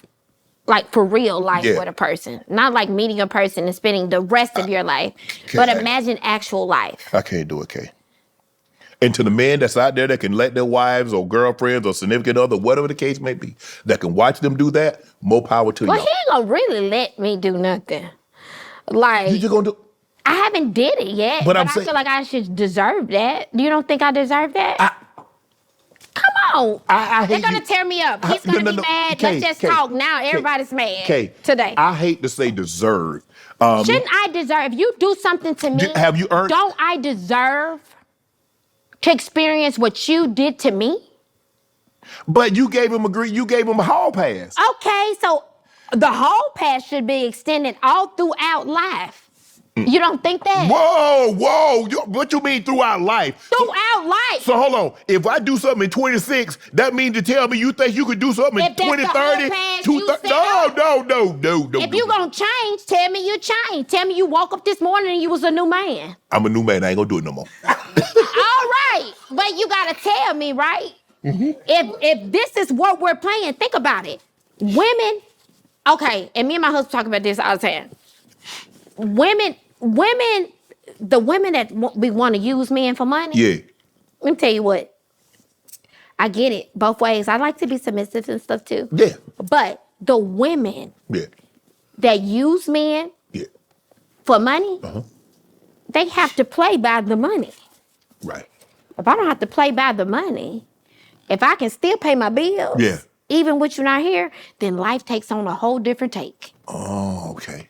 Okay? Yeah. If I just love you and you don't have to pay a bill, love and a bill is 2 different stresses. Okay. Okay? Yes. So imagine I just like you. Yeah. I just like you. Just like me. And you go do this and it's not about money because I'm going to pay my own bill. Yeah, you're going to pay You get to really see if you like a person. Yes. You get to really see if you like a person. Okay. And I just feel like these women nowadays, they out here, they're getting money, they're doing their thing, they are living, and people get mad. People say, oh, the modern day women has destroyed the family. Right. This and that. Well, maybe just make them a little bit more alert in the things that they do. Right. Like, okay, Shannon. Yes. You got a lot of money. Okay. I do okay. Okay. Yes. You got a lot of money. So what if you met a woman? Yes. That also might not have the money you have, but makes a lot of money and is capable. You're gonna treat her the same, right?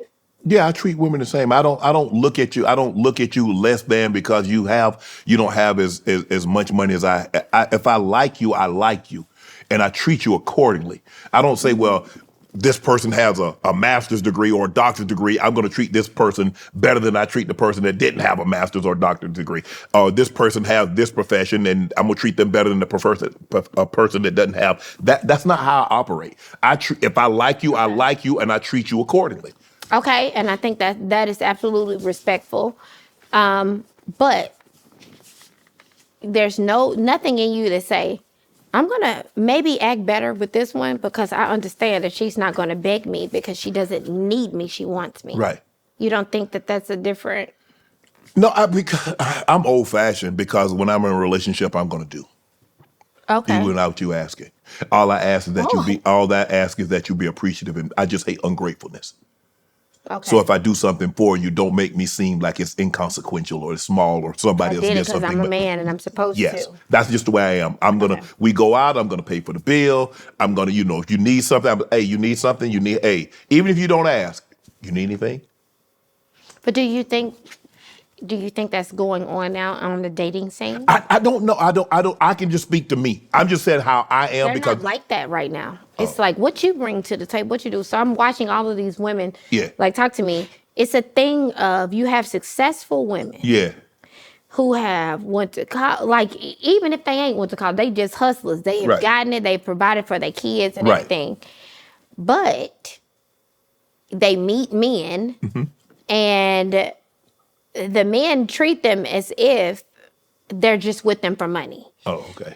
Like, you have real money. There are men that have $2 and they value that $2. Right. And I value it because they worked hard for it. Right. But the behavior of them, I'm sorry, can we just say what we're not supposed to say? Go ahead. What you're not going to do, What? you're not going to get the same privileges as a man with no vision and no money. Okay. I'm not supposed to say that, right? No, you're supposed to say how you feel. So in other words, if he has a vision, let's just say for the sake of argument, he does not have 15, 20, 30, whatever millions of dollars, but he does have a That's what vision. you got. I do okay. And he does have a vision and he wants to do things. And so what are you saying he's not going to get the same privileges? What privileges isn't he going to get? You can't go be cheating and I got the same money you got. Oh, okay. I see what you're saying. Yes. You get what I'm saying? Like, Yes. You can't, like, everything that, it has to always be, let's say, equally yoked. Yeah. Equally yoked means a lot of things now in society, like right now. Yeah. So for me and my husband, when I look at all the ladies and like housewives, all the people, women married, I honestly feel like I have the best marriage Okay. ever. Okay. I see what you're saying. But I have the best marriage. Why? I have the best marriage. Why? Because he knows my flaws. I know his. I know if a woman is coming to me, like, I slept with your old man last night. what do you want? Like, after that, after you clean yourself off with the towel, what are you doing next? Okay. Like, after you have slept with this man and he's had a sense of enjoyment and whatever, what Christmas dinners are you doing? Are you going? What are you bringing to our overall and family? Is that wrong? Yeah, they don't make them like you no more, okay? No, but they do. They do. I don't want a man everybody can get. Okay. You were an exotic dancer. Yes, I loved it. You did? What here in Atlanta? Yes. Where'd you work at? I worked at Magic, Cheetah, Strokers, and then I Cheetah? worked at Flashers. So I tried to buy the building. So even when I had my own show, all of my customers, I put them on TV. Wow. Yeah, because I wasn't like, anyone. Why'd you go to Cheetahs? Huh? Cheetahs. Cheetahs. I just went On to Spring. other I know day. what Cheetah is. Yeah, but But I was- Flashers was the one. On Roswell Road, they just demolished it. I tried to buy it before they demolished it. Uh-huh. I pulled all of my customers. I put them on TV. Damn. And they came because everybody was paying so that I could be a singer. And I was a counselor. Imagine graduating from Florida A&M as Miss FAMU. Yeah. And then you start dating a boxer, a huge boxer. Uh-huh. And then he leave you with $10,000 in a Jaguar. Okay. He left you with something? Come on. Damn, Kay? He left me with $10,000 in a Jaguar. An embarrassment, Shannon. But let me ask you a question. Sometimes women get left with nothing. Well, I didn't. I took that $10,000 and you know what I did? You flipped it. Yeah, I was like, I'm gonna be a stripper. My immediate friends like, a stripper, girl, you got a college degree, you done got into 3 law schools, you finna be a stripper? I went right up there to Roswell Road and I looked around. Do you know how many them girls done graduated from college? Yes. Do you know the girls that I dance with are still my friends to this day? Do you know my customers are still my friends to this day? I literally walked in there, saw girls on the floor, drugs, they had pimps. I would talk to them. I would fill out college application. going to college and everything, that's great. I get it. Yeah. But the most impactful thing of my whole life was me being a stripper. And I don't care how nobody feel about that or say. I remember Jazzy Faye came in and I was dancing to country music on stage. I used to dance to only country music, Rascal Flatts. Yeah. And I would dance and I had overalls on as a stripper. Damn. I had overalls, titties pushed up, and I would do all of this as a stripper. How much money to get those overalls? I made a lot of money. Get the money off, but then hire another girl to perform the acts was just two different things. Yeah. Like, I never would give up my body, and they'll tell you, I was more of a counselor in a strip club sitting there, how they hated their wife. All men hate their wife. You don't think that's bad? I mean, I think some men have pretty good marriages and they love their wives. And then I think sometimes they tell you that to try to get what you like. Oh, he hated his wife. Yeah, but that wasn't happening. By the time y'all paying me for counseling sessions in the private VIP, and you're saying how your wife's sister, you hate her, and all of that, and y'all paying me for that. So imagine being on stage dancing to God Bless the Broken Road and singing that song. And sing country music, and imagine Jazzy Faye walking in, then you run off stage, and then you end up getting like a record deal. So you made good money? I made amazing money, but that was at a time when people actually had money. Like, yeah, I made amazing money as a stripper with a college degree. You put I that was money? Miss Fam, you was a stripper. You put that money away? You made some good decisions? No, absolutely not. I didn't put anything away. I asked the lady, took that money, and one day I made a lot of money, and I said, I'm never coming back, and I got a record deal. God, I didn't have any leads. I mean, you think about it, there have been a lot of, like, Cardi B was a dancer, Cash Doll, Eve, Lady Gaga, Trina, yourself. I mean, what is it about? I mean, do you feel if that is all the girls I is that love, a prerequisite that to be a rapper, you got to start off in? No, like all the girls I loved, like even Cardi. Like I would watch Cardi before she got on Love and Hip Hop, and that's why we are close. I would watch her, and I would say, "Oh, she's a star." She would sing all my songs, like while she was dancing. Yeah. Like sing all these songs, and when they said Cardi B gonna be on Love and Hip Hop, I said she's out of here. That's a star. And she's always been respectful, everything. So think about this. The girls that women deal with, those girls are just who they are. They got to take care of their family, do the things. You could talk about strippers all you want. We could do whatever. But I was a stripper. A lot of the girls I respect in this business, they were strippers. And like my first time, like my mentor was R. Kelly. Yeah. And my first time meeting him, he said, "Are you a stripper?" I was like, no. He was like, "Well, you came in here like, give me my money." Like strippers, I think we're able to talk to men. I think it's a thing of we got to take care of our family. Yeah. But we get to see a different thing. Like imagine going from being Miss Florida A&M University to having a rich man and getting run off the road by women, and to him saying, "I'm going to leave you, but I'm going to leave you with $10,000 in a Jaguar." And to saying, "I'm not going home to Memphis. I'm going to take this money and do a demo, and I'm going to dance to this country music." You ever get any fights?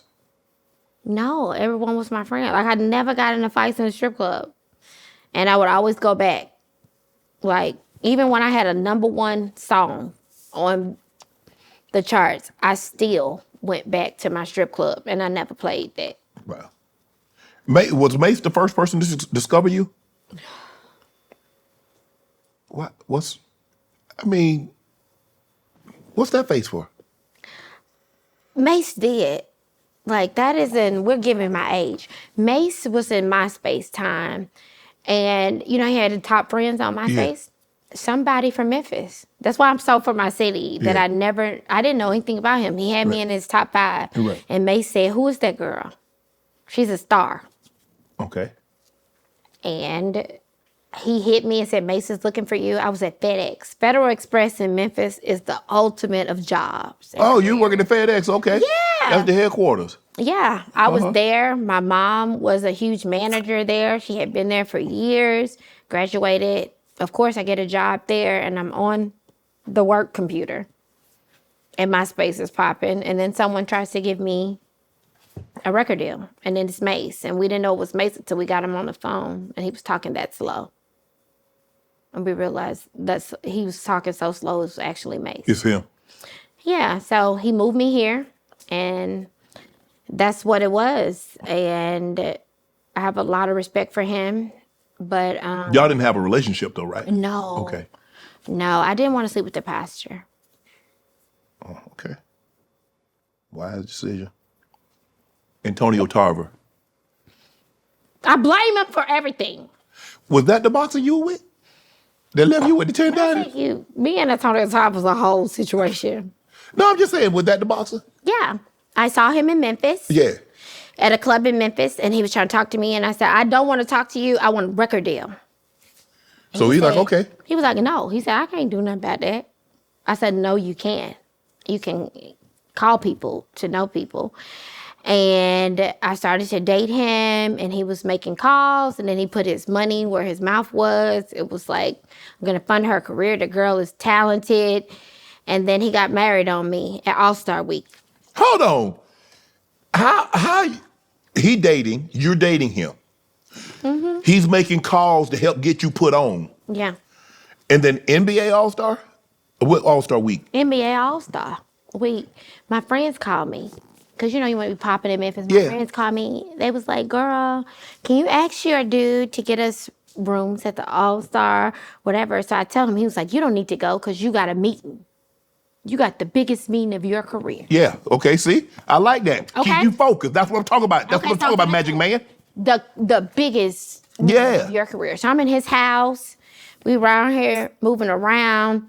And I'm like, I'm going to ask him about All-Star Weekend for my friends because I want to show out. It's my friends. And he said, you can't go because you have to sing. Yeah. So I said, yeah, I got to sing. Can't go to All-Star Girls. Yeah, so sorry. Then it's an article come out that say he got married. So then my mom calls me and say, are you in that man's house, girl? Yeah, I'm in his house. Hello, he left, he went and got married. He said, I can't go. He said to Denise, her little scandalous ass, he says that I can't go to All-Star Week. And he says that because I'm a singer and I have to focus on singing. So imagine this. I say, he's going on All-Star Week. Mm-hmm. So imagine getting a text saying, I will love you forever. Okay? My mom says, where is he? Where are you? She's my mom, real Christian, straight across. Well, I'm at his house, everything. So only thing I'm preparing for is the biggest meeting that I've ever had in my career with Kevin Black at Warner Brothers. This is so big for me. Okay. And I'm going to go sing my song. Right. The girl called me and canceled my meeting. He was married, but I didn't completely have it come in. But I'm in his house. Mm-hmm. So she's like, I'm on my way. I'm like, I don't care about anything in All-Star. I'm going to sing. I'm going to be a star. Hold on. You say the girl canceled the meeting. Was that the girl that he got married to or somebody from somebody else? So listen. So when I say I'm leaving, I'm saying I'm going to go do this. I'm getting a record deal. I don't care what this man did. It's a man. I'm a singer. Mm-hmm. I'm in his house. I'm finna fly out. So when my manager calls me, it says your meeting has been canceled for your record deal. And I say, no way, no way.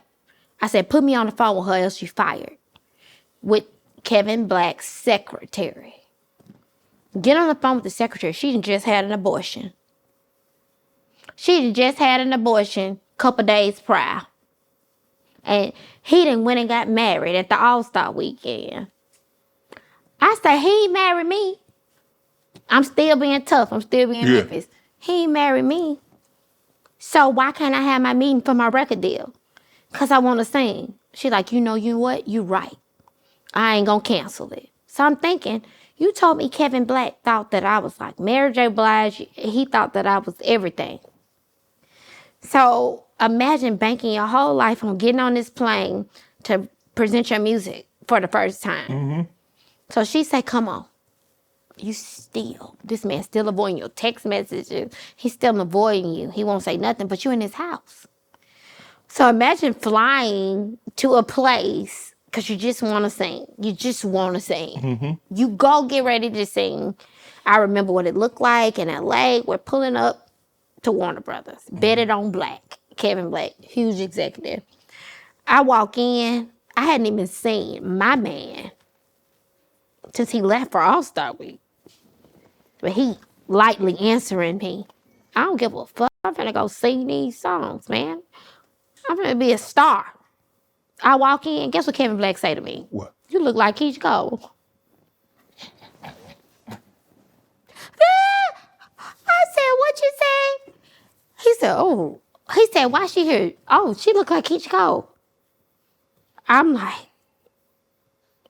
I know that this man's supposed to get married, so I ain't gonna have nowhere to live or nothing. Mm-hmm. Walking to the meeting, the secretary who set up the meeting had his name, Antonio Tarver, tattooed on him. On her. I look at her tattoo. Cause you had. I'm sure I'm not the only one. Because when you said the secretary had just had an abortion, I'm trying to figure out, well, how did the secretary having an abortion have to do anything with this story? She had just had an abortion from Antonio. She done set him up a meeting, and he telling me because I'm a star. I got a meeting because I'm a star, but you got a meeting because you girl. That's the secretary or the executive. So I fly, I don't even know. They say you got married. My mama like, you got to pay. But not to the secretary. Yeah, but she canceling my meeting, so I called her. That's who we got married to, the secretary? No, another girl. So I tell her, keep my meeting on. He ain't married me. So yeah, why you got beef with me? Yeah, I ain't got no. I'm still thinking that Kevin Black want me here. Right, okay. So I'm like, him, man, I'm gonna be a star. I don't care. I'm going. So I'm flying. I ain't talked to the man I talk to every day. My man. I ain't talked to him every day. But it's been like about 3 days. So they say you got married, but you ain't said nothing to me. You keep avoiding me because we supposed to go on a trip. When we leave this meet, we supposed to fly out. Okay. So we go to this thing. The man said, oh, you look like Keisha. And I said, oh, okay. Because I love Keisha. Yeah. I know the similarities of what we sing about heartbreak, this and that. Still a whole respect for her. I don't care. So I go in, we sitting at a table. Say this the whole table. Okay. Kevin Black, he sits down as I sit down. He's like, so what we here for? Donald Woodard, like you sit here, one of the biggest lawyers in Atlanta. He had Jeezy, he had everybody. You told Antonio Tarver, you told Donald Woodard to fly to do this record deal with me. So I got a lawyer here, everything. We think we just ready to sign a deal. The executive sit down and say, why I'm here. He had no idea why he was there. He thought I was Keisha Cole. He had no idea. He said she looked like he didn't know nothing. So I'm thinking I'm here to sign a deal when here he didn't know why I was here. I hadn't seen, I look across, I see Antonio, I'm staring at him. I'm looking across. So Antonio's there now? Yeah, he coming to the meeting. This is my first time seeing him since he left home. And we all sitting around the table, and I had a song called, What You May Not Know is That Your Boyfriend, He's a Hoe. It's gonna shock you, won't believe. So the secretary like, yes, he's a hoe. I'm sitting like, I'm being punked. There's no way this is my real life. And I saw her tattoo. And she got an Antonio Tarver tattoo on her. Mm-hmm. You had one too? No, I ain't never put no man on my body. So we get in the car. He get a driver. We get in the car. Guess what he do? We're going to talk about this at dinner. Dinner, that's when you ain't got no money. That's how men do you with money. When you ain't got none, you always have it with them. We go to, it's not even Cheesecake Factory. It's like Grand Lux. You know the Grand Lux. Yeah, I know. Yep. So we sitting up there, and the wife walking in into the dinner. And he told me he gonna tell me on our trip. He gonna tell me he got married on our trip. Are you kidding me? All the shit I've been through, you gonna tell me? So she come, I'm just stabbing the table with the knives. Like, man, this girl don't even love you. This girl, you know what I'm saying? Yeah. I'm just hitting the table with the knife. And I said, you wasn't going to tell me nothing. Right before she walked in, he said he was going to tell me on our vacation. He going to tell me he got married on our vacation. Because what right do I have to speak up? Because I ain't got no money. So that's when I tell women, get your money. What right did I have? You should have a right as a woman. Yes. But not in this day and age. You got to have the same money. So as a man. when the wife walked in, what did she say to you? Oh, she sat down, Denise. She was all cute. She was cute. And I don't even think she knew what was going on. Yeah, she's like, who is this? I don't think she understood. I never had a problem with her. So I started saying, just yelling out shit. You can't be loud in the restaurant, though. I don't care. Okay. I'm yelling out shit like, girl, this man, this and that. So then he sent me on my way. And I didn't have nothing. So everybody wants stuff from people that's not in your name. I had a Jaguar and $10,000. Yeah, that's a good send off. But imagine that type of embarrassment. Fuck out of here. You know? Damn. So I went through that. That's why I see life differently. Did you have any idea that he was seeing you and other women, or there were other women? I knew he was seeing women, like, because he was, you know, you start seeing athletes and things like that. I knew he was seeing women, but imagine being in Memphis and just being in the club and someone trying to talk to you. And you're like, I don't want to talk to you. I want to be famous. And this was before any of the men I've dated. Yeah. This was like the start. Yeah, he's the first one. Of seeing the shit that rich men do. Rich men ain't the only one. Rich men do. Rich men do. And I said, never, ever, ever in my life would I allow one of y'all rich men. Don't be lumping us all in there. Some of us good. Are you good, Shannon? I can't believe that. You can't believe what? Nothing. I'm gonna have to have him on here and get his side of the story. You can get his side, because all he gonna do is yap like in boxing. And I see him screenshotting my Snapchats. He's the only one screenshots my... Why are you screenshotting my Snapchat? Maybe he still love you. Maybe he still got something for you. It will never. I hate the way he eat food. What you mean? Damn. His tongue be out his mouth and he be... I hate it. I hate that... Eat the fucking food. Like, I hate it. Damn, Kay.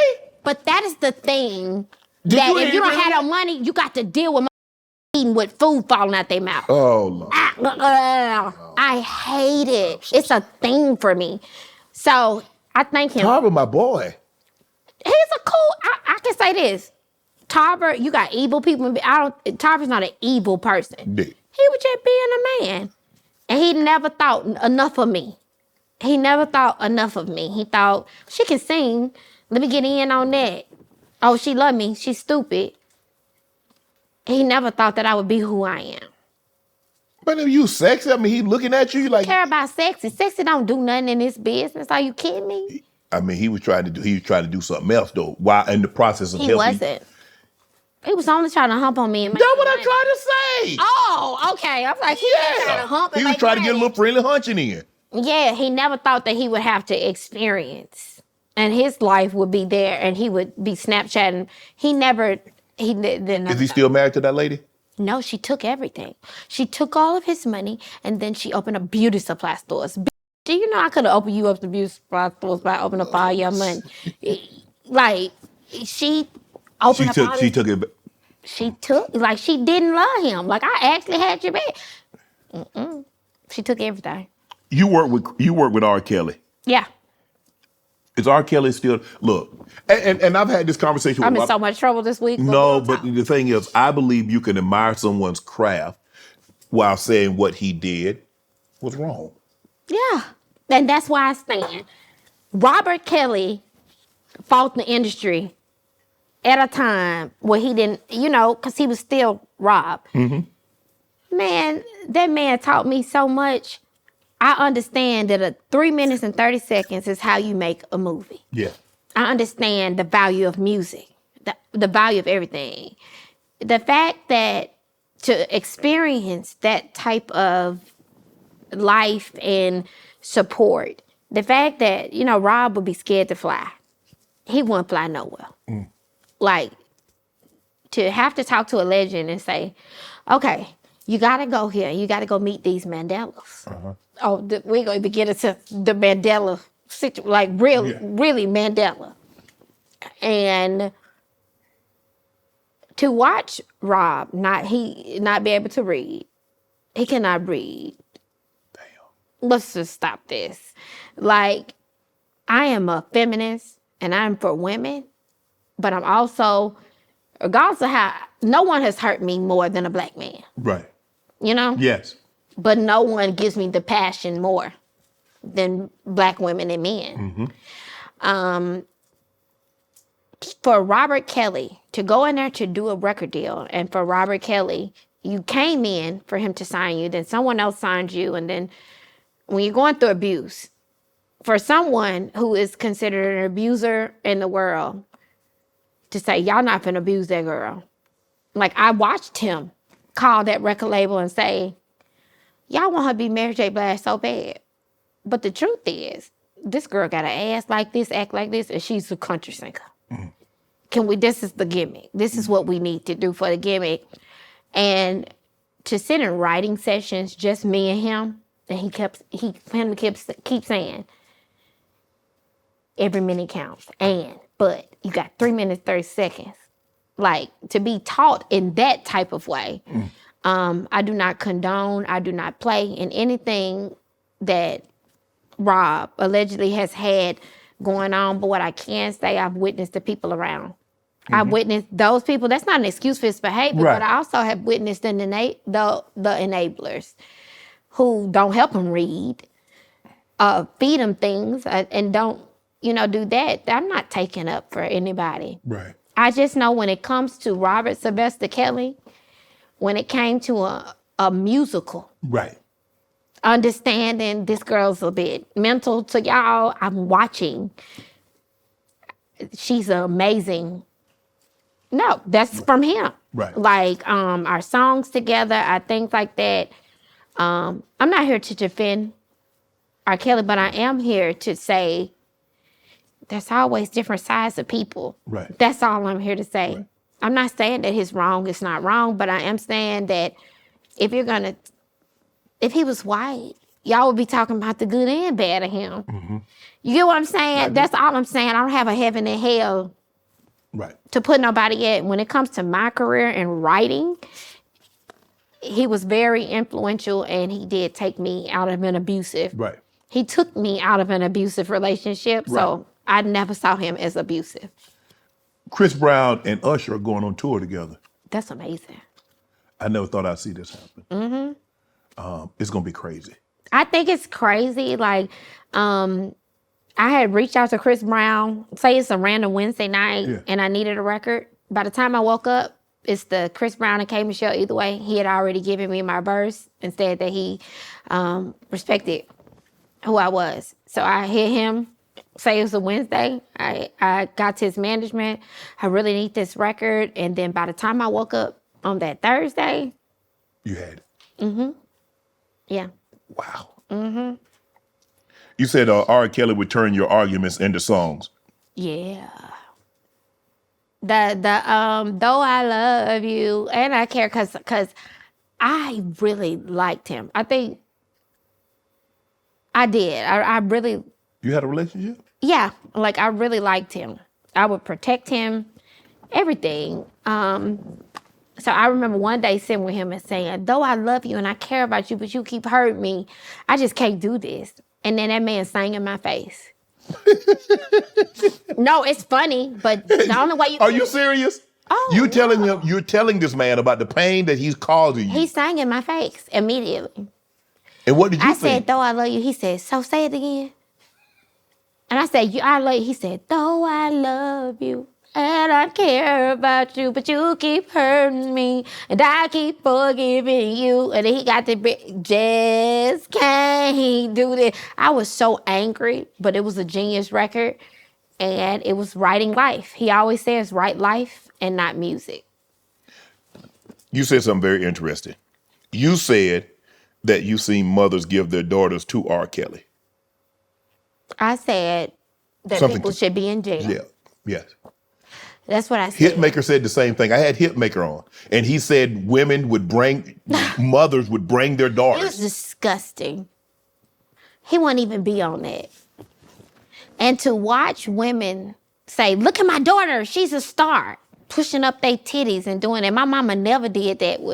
You get what I'm saying? Mm-hmm. Like, that's not an excuse. Right. We all have to behave the right way, treat people of their age and everything. But to sit up there and thank God for your mama, to witness mamas being around like, my daughter is a star. Look, and y'all pushing up your daughter's breast, this and that. It's no excuse for nobody behavior. Everybody got the answer to the things that they do. Right. Which is why I still feel like those families, I couldn't go to the gas station without my parents looking for me. Right. You get what I'm saying? Yeah, like, absolutely. I couldn't drive up the street. So I just don't think it's right. Sorry, I don't. And I think everyone should be held accountable. Robert included, everybody should be held accountable. You've spoken about being in abusive relationships. Yeah. Why hard is it? Why, it's always because, you hear people talk about, and say, well, why didn't you just leave? Okay, how is it, why, excuse me, not how, why is it so hard for you to leave those relationships? Have you ever loved somebody? I have. Have you ever really unconditionally loved somebody? Yes. So I would like to understand our unconditional of love. Is our unconditional, okay, so a combined unconditional with money and then things like that. I love the person that I went through abuse from everyone about. I really loved him. I really wanted him to be the next big. Right. I wanted him to be Diddy. I wanted him to be the next. Because not Diddy now. I didn't know. Yeah, I don't know about that. But I wanted him to be the next. Everything. So I took a lot of things in his life and I took them as his reason and not his why. So because a lot of times you're like this money thing. But let me ask you this. You see, I keep going back to it. Yeah. But what if somebody didn't have money or didn't have that astronomical amount of money? Could you still be with that person? Could you still love that person unconditionally? Money aside. I could. Like, my relationship with my husband is not about money. Yeah. It's about that he allows me to be me, even in my wrongs, and say I'm wrong, but he doesn't judge that. So when it comes to my abuser or Rob, I just want I'm sorry. Like, I be wanting the best for the people I love, even if it's not with me. Yeah. You spoke about having a relationship with Idris Elba. Yeah. Did people believe you? Yeah, and I think they were disappointed. Why?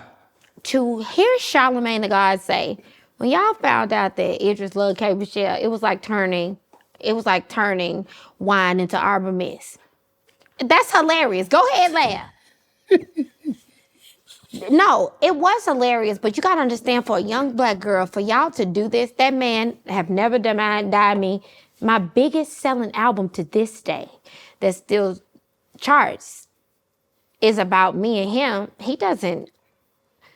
We don't play them games with each other. Idris was amazing. He was an amazing man. But it made it seem like, in other words, he made it seem like you were not worthy to be with Idris Elba. It's like, that's what you did, Charlamagne. What would Idris want with her? And we could have anybody. That is a whole hood nigga. I am so sick of y'all because Idris could put on a suit. Yeah. Idris would do fine in Memphis. Damn. Idris would do accent and all. You talking about a DJ that was in the streets in Hackney. But he still, we don't have no hate. That man is married. Him and his wife, I think she's gorgeous. I think, you know what I'm saying? Yeah. I want that. But my album, I never exposed that. We did everything together. But people thought that I was not good enough. So every time you would see me and Idris, you never would even put that. You thought they probably thought you were just hanging out. Y'all were just friends, huh? No, because I took a musical. I redid my album before, and he produced it. We did all of that. But I have nothing bad to say about Idris. We went through what we went through. I sent my album first. Mm-hmm.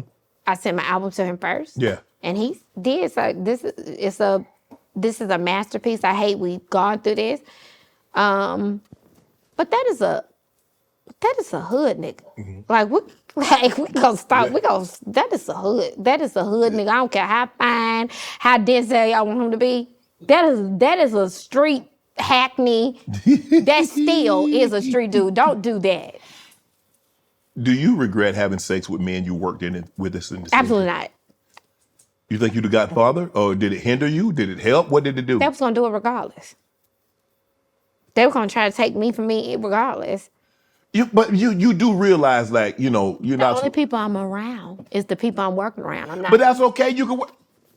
Just because let's just say for the sake of argument, I work for a company, they got 20,000 employees. Okay. So you mean to tell me I'm not going to go outside of that building? You mean to tell me I can't find nobody outside of the building? You shouldn't. Why? You should deal with the people with something to lose. True. You should deal with the people who could lose their job just like you. But here's the thing, though. But you stood more to lose than them. Now I see that. But at that time, who stood more to lose? When I still have remained successful, I haven't had to go out here and be chopped up in a box or put up on crime files. Yeah. These men, we know who they are. We know how to contact them.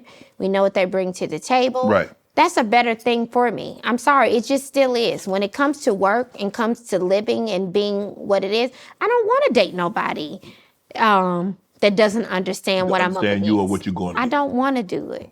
I don't want to go meet a man at a bar. Yeah. I just don't. I don't want that. You don't understand my life. You don't understand what I've gone through. Right. I want somebody that does business and understand my business. Well, congratulations on getting married last year. How has marriage changed, Kay?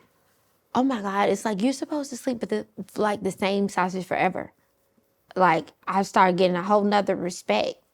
Like, it's one thing to be like, I want to be married. But after the ceremony or whatever, what happens? So thank God my husband is he's really my best friend. Yeah. Mm-hmm. So what's it like? Because everybody has this marriage is the ceremony. Yeah. Okay, once the ceremony is over, all the friends are like, oh, we're so happy for you, congratulations. And you dance, and you eat the cake. I didn't get any of that. And you go on the honeymoon when you bring your ass back home. Okay. And y'all just... But we've been doing this for so long. Yeah. Like, that's the thing. Like, we have been close since high school. You get that? Yes. Like, you be around this person since high school, this and that. So marriage for me, like, how I got married, people are on a whole debate right now about it. It's the whole thing I'm dealing in. But me and that man, like, I didn't get a honeymoon phase. He should have been married me. You could, hold on, whoa. You left him. There ain't no honeymoon phase. You didn't give him the time of day. He wanted to. Yeah, when we started dating, since then, when I'm saying we've known each other, it's not that 11, 13 years has nothing to do with the high school. This was after. Oh. This has nothing to do with So high y'all school. dated for 13 years before you got married? Yes. He wouldn't marry me. Why? Because when I got into it, I said I never want to be married. Well, damn, he took your But word then when for he it. didn't do it, he tried to say, let's go to Vegas and get married. I was like, God, no. And then once he never tried to come back around, and people was like, why y'all not married? I'm looking at him like, you said you didn't want to. Yeah, but why wouldn't you No, try? see, there you go. But why wouldn't you try? He tried, and you said no. But why wouldn't you just try? No, see, there you go. See, that's what women do. See how y'all do that? Women, you see what I'm talking about? The man said, I want to marry you. No, but why not try? If you love somebody, and when I said to him, why weren't you trying? He said, because you don't want to be married, girl. Thank you. This is your control. This is something that, this is his power. This marriage proposal was his, so I had to do what I had to do. Give me the difference. All men. A regular guy dating a regular guy. Okay. Dating an athlete. Okay. Dating a musician. Okay. Dating an actor. Okay. I would say that everybody in entertainment is entertaining. Okay. And, you know, it's like finding out Santa Claus is not real. Like, you know, all your friends like, if I can meet him. And you found out he's just a regular guy who didn't take care of his child support. Like, he's just a regular guy. Dating an actor, he's acting. He makes a living off of being fake. You know. Can you tell when he's acting or when he's being? Absolutely. Okay. It's always on. Okay. Dating an athlete. You like them the best, though. I can tell. I can tell. Athletes. Yeah. Athletes they can be grounded. Mm-hmm.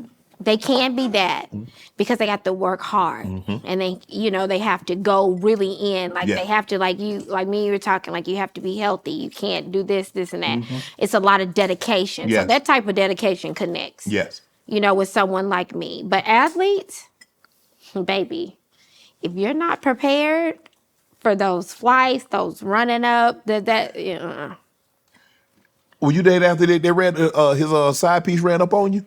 Oh, always. Like I was always the Dylan in that. I would never. You would never run up on a. Oh, absolutely. You have. I have. Oh, okay. I've ran up on a lot. Like I have ran up. How you run up on somebody? Yeah, but I feel like that was my boyfriend. And were they disrespecting you? Yeah. Disrespecting me, like saying things. I would have to write songs and all of that. That was like 20s.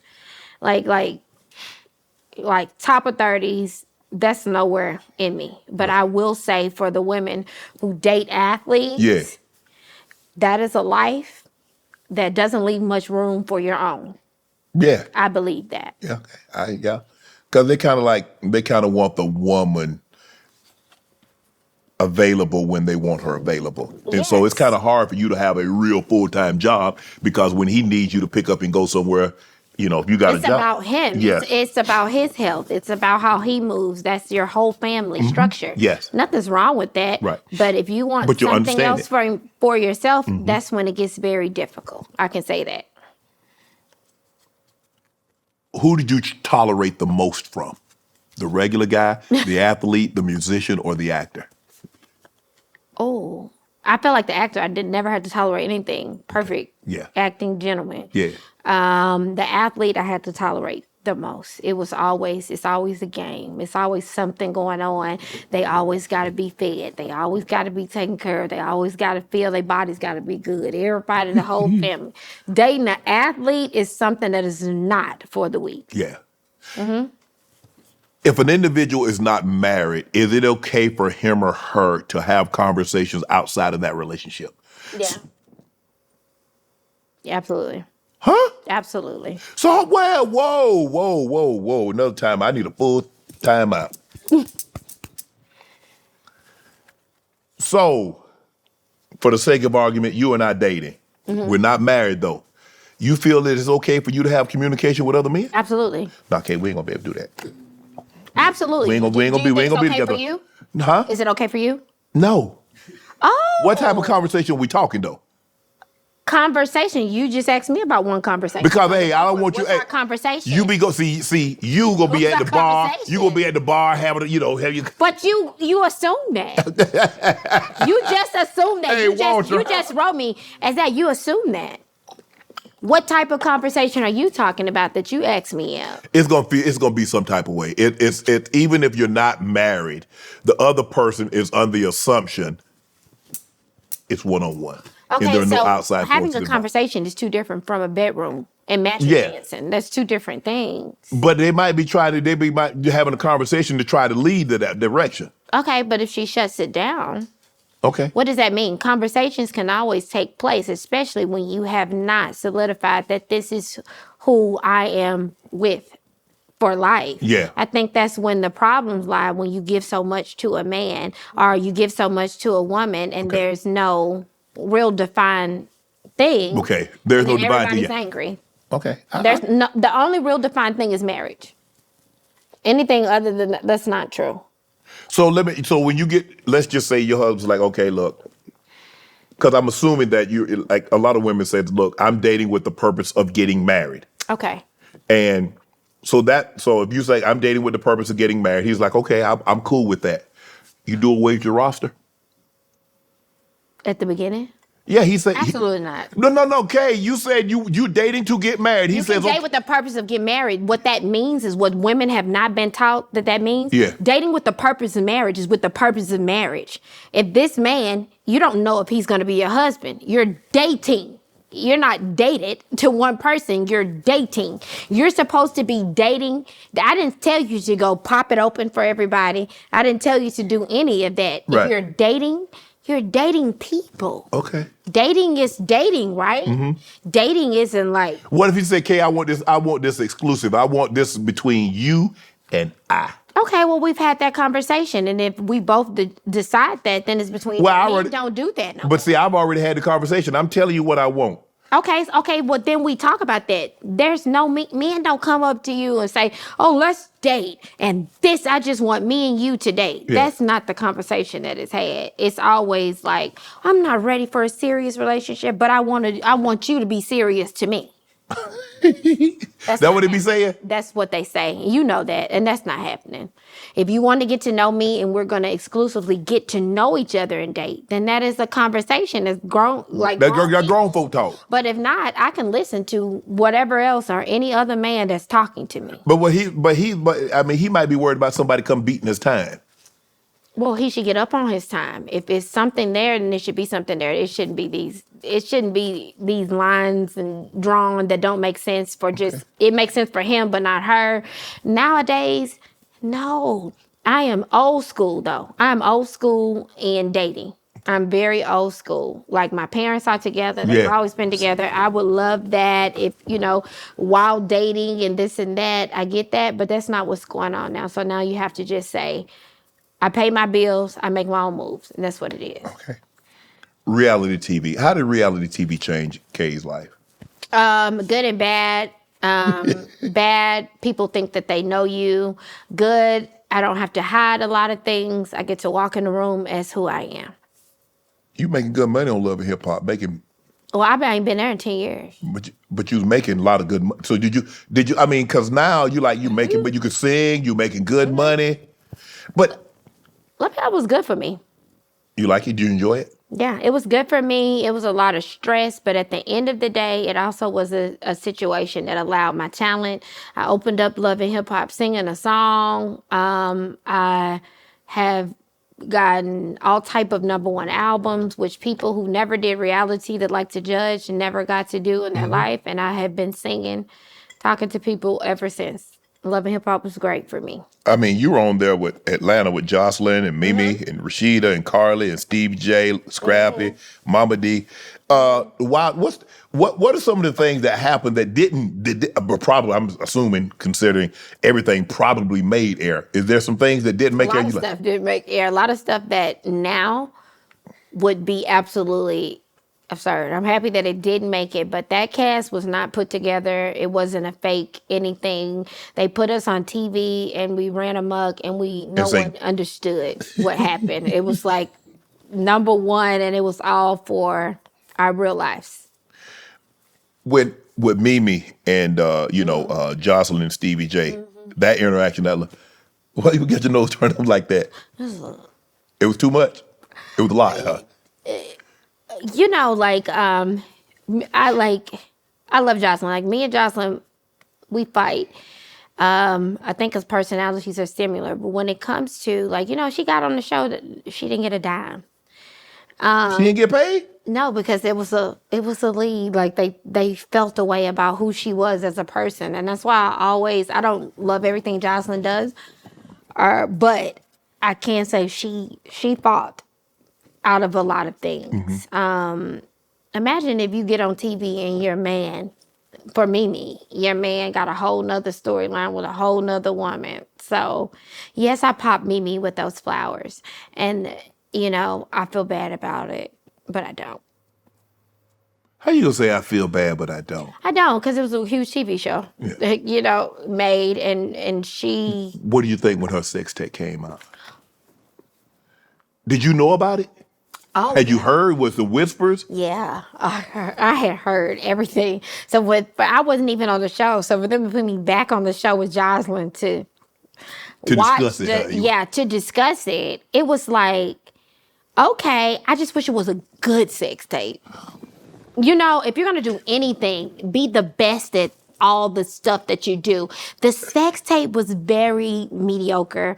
Like the shower rod, you could have done it better. You could have hung there better. It was not. I mean, the mere fact that she's hanging on the shower but rod. it I'm like, wasn't a performance. I'm like, what did they reinforce with? It wasn't a performance. It was very much performative, but it wasn't It wasn't like exciting.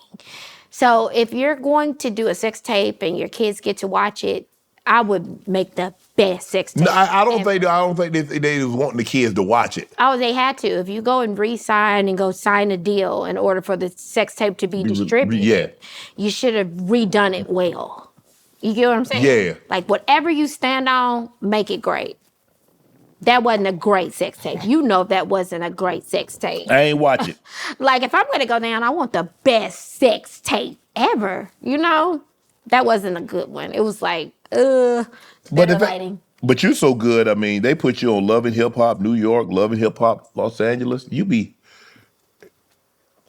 What is it about you? How did you get rid? I mean, normally, if you're on a series, you don't get to like we're starting another series and over here. Hey, let's bring Kay. Oh, we started another series over there. Let's bring Kay. How are you? What is it about your person? Shannon, I be chilling. Like anything I see, I'm going to speak on. I'm myself. Like it's not a city that can hold me. That's not it. Like I'm chilling. Yeah. Like that show. It is culture. That also is a part of culture. And I just feel like I feel like there's a lot of women that look like me and act like me. So I'm not putting on a character. I'm being exactly who I am. So every city has a me. You were on Love with Los Angeles with Ray J. What's the Ray J like? Because I think we You see did Ray J. You interviewed I did Ray J. Boy, he was on one that day. He's on one most days. Yes. He was laying down, jumping over the couch. Yeah, Ray J's amazing. Like we did a play together. They had to separate us because of our behavior. We grown people making a lot of money doing this play, but they had to separate us. When it comes to Ray J, I feel like he doesn't like how people try to box him about his sister. Yeah. Like Ray J is his own character. He's his own person. He's his own being. But one thing people will never say that Ray J ain't cool. And Ray J, you know what I'm saying? Mm-hmm. If you call Ray J, he gonna have your back. Right. So. But now you're on the Real Housewives of Atlanta. You can like switch networks, switch franchises. So what's that like now? People are mad. It's a thing. It's like a trending thing. Like once you here, you stay here. Don't be going over there. Yeah, and to watch the girls. See, the girls in Atlanta have this clique, Shannon. Like, I don't know if you've gotten into the clique yet, but it's the clique of I'm cool, I'm rich, I'm this and that. I've never fit into anybody's clique. Right. So I've never been the girl. When I talk about blacks and being a lead and things like that, I've always had the written paper accolades, but my behavior has never You still that girl from Memphis. Yeah, it's never given that, and they hated that. So a lot of these women want to be on this type of show, great money, showing your life, dealing with all of that. So when they found out a girl from Love and Hip Hop was coming to Atlanta that was, upscale, this and that, they really tried to give me a hard time. But the thing is, I am a housewife, regardless of the types you see or what you think. I give this housewife, I give that housewife, I just give myself. Right. But now you're on there with Portia, Phaedra, Drew, Angela, Oakley, Pinky Cole. What's that? What's it like? What's it like now? When I first I was shocked because you think this and that. Here it's a mental and it's a verbal sparring. Yeah. Like it's completely different. Like you ain't gonna slap nobody. You're not finna do that. Right. Everything is mental, and I think I get a kick out of it. You like that, huh? Oh, I think I get a kick off of just like thinking and saying what needs to be said. But you are interacting with Oak, and I know Oak. I've known Oak 30 years. Friend. What's Oak like on reality television? Him. Honestly, he is so cool. So in order to be in a room of all of this going on, and like our first connection is what, like First episode came out. Everybody's like, "Can we please get Charles and Kay just to sit and like talk?" He just him. Like, and I took to that. Like, it was just cool. It wasn't, I'm being extra, I'm being Charles Oakley. It was just that, you know, me and my wife, we cool. And that's what I took to. And I enjoyed the both of them. Pinky Cole is on the show. Yes. And, you know, she had the Slutty Vegan and it was booming, especially during COVID and after that. And she ran into some financial hard times. You are a former restaurateur. What's some of the conversations that you had with her that probably didn't make the show? We talk every night outside of any camera. She's a Delta. I'm a Delta. Okay. She's smart as hell. Yes. When I say smart as hell, one thing about being a winner, you always have to accept your L's. Yes. And the things that happen to you. I'm sorry. The best of winners, no one wins every time. Correct. Like, we're going to always go through things. Yes. When you're fighting to be great. She's a prime example of being honest and, you know, her, I don't even want to say losses, and her lessons. And that girl, to have a franchise that big, Yes, and it's still going, even when people try to take it from you, I can say that I just really do respect her strength and what she does. when the investments that you made, I mean, obviously you're a singer, you're a restaurateur, you're on these shows. Have you made any sound investments? No. I have bought investment properties, me and my husband, my dream home. I do not plan on buying for another 3 to 5 years, just because I like that. I'm going through a restaurant situation now. I wanted to be Ghost from Power. I thought I had that street in me. Yeah. I'm on my 4th restaurant. This one is kicking my butt at this time. I would like to exit for it. I don't want to say I didn't take anything from business. I took the lessons and I've understood. Just because you have the money doesn't mean that you need to spend it on anything else. So that is what I have learned in business. It's tough. It's tough. It all is tough. It's all encompassing. It's all you think about. Eat, sleep. You take on another baby. When you take on a business, then you take on another baby. You absolutely do. And it's a lot. So for me to be in a deal like right now that I'm getting out of, that was supposed to be like about 10 people. I wanted to take it on myself. I've never taken like a restaurant L, but this time I'm taking an L and I'm taking it with grace, and it is what it is. I still enjoy it. You're the first Black artist to have an own drink or Jack Daniels. Yeah. How's that partnership and how did it come about? I'm the first Black ever endorsed by Jack Daniels, period, in life. Okay. When I signed to my label, they told me not going to happen. Wow. They are not Ciroc. They're never going to give you a deal. You're not Beyonce. It's not happening. Right. And the number one buyer of Jack Daniels honey was African-American women. And after that, they wanted an African-American who really loved Jack Daniels. So I was getting these big bottles with bows on them at every show. They wanted to know who I was. So they called. I did the BET Awards. It was like, how did she get all these entries? They said, we're going to give you some more money. I said, no, I need a drink. They said, it'll never happen. I said, well, bye. And then about 3 months later, they said, we're going to give you a drink. We're going to give you the lowest hanging fruit of a drink, which is a country cocktail. And we're going to let you come in to create it with another Black woman. The flavor profiles are all created by Black women at Jack Daniels named Jarita. And we went in and created these drinks and came up with Southern Peach. Wow. And it was every day. They said I couldn't have a gold cap. All the men, the executives, I said I need a gold cap. And they gave me a gold cap. The drink went into 14,000 stores. I got paid off for every case sold. And the most money I've ever seen in my whole life and career, regardless of going to sing a song and do anything. And so you made more money from this partnership than you have in your music career? Yeah. I created that drink. I created the packaging of that drink. They would not give me. Jack Daniels is amazing. They teach me about business to this day, but they would not. One thing that as Black people we should learn, they would not give me any piece of long-term business or a piece of that business. And Jack Daniels was created by a slave.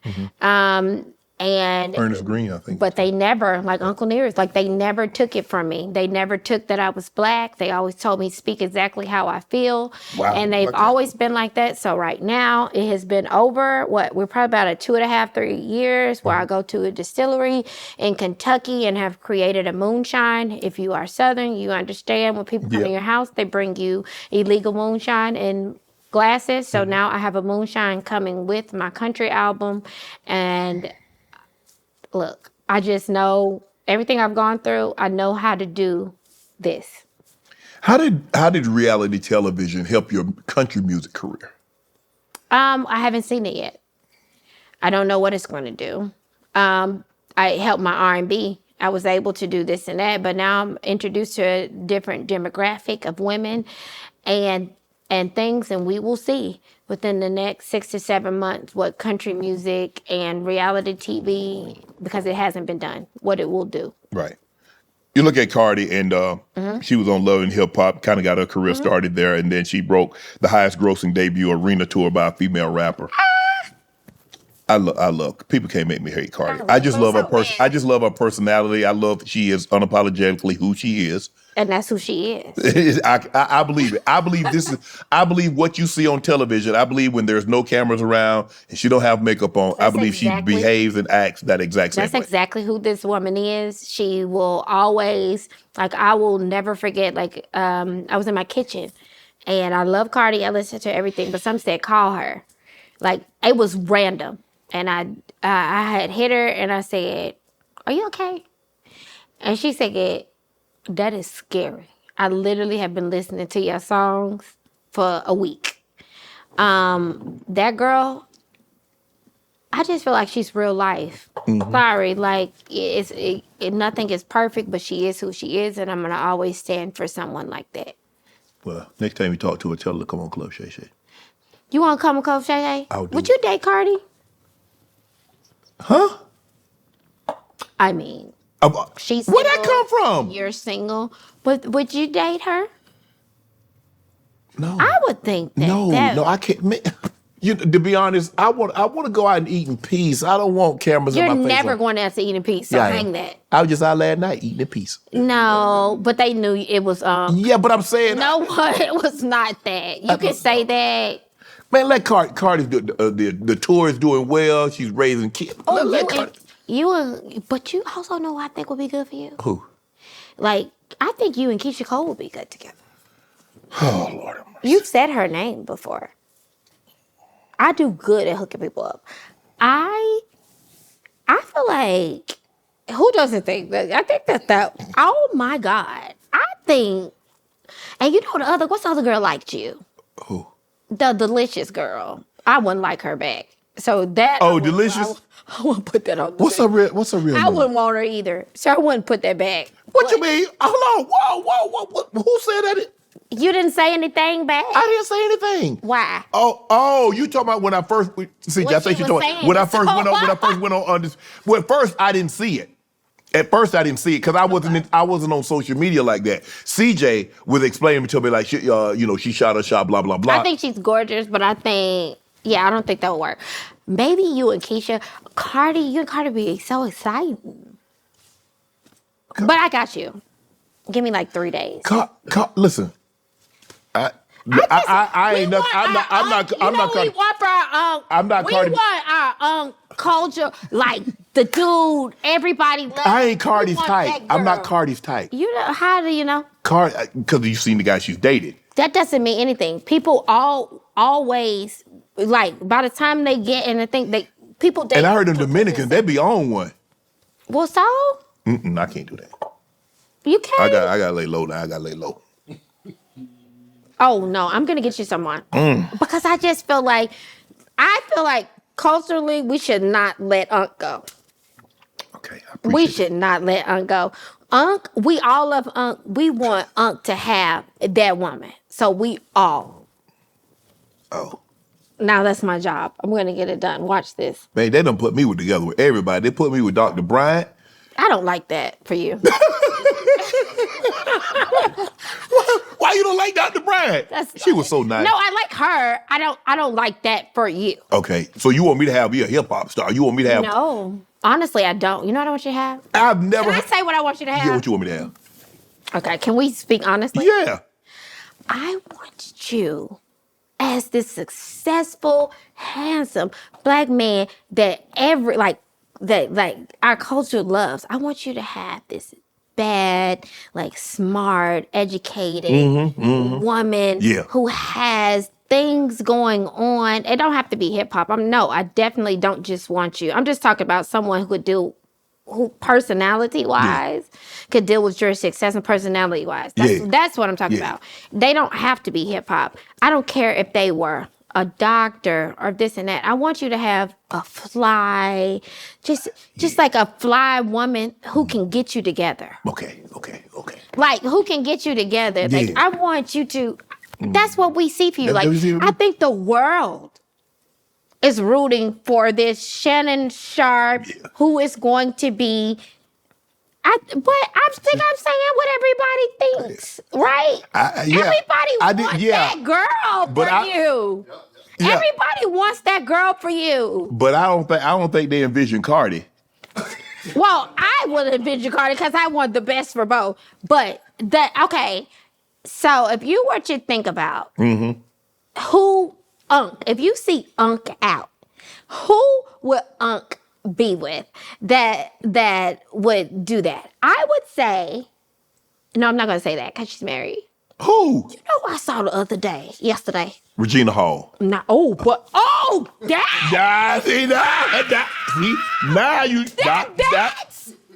Now you cooking.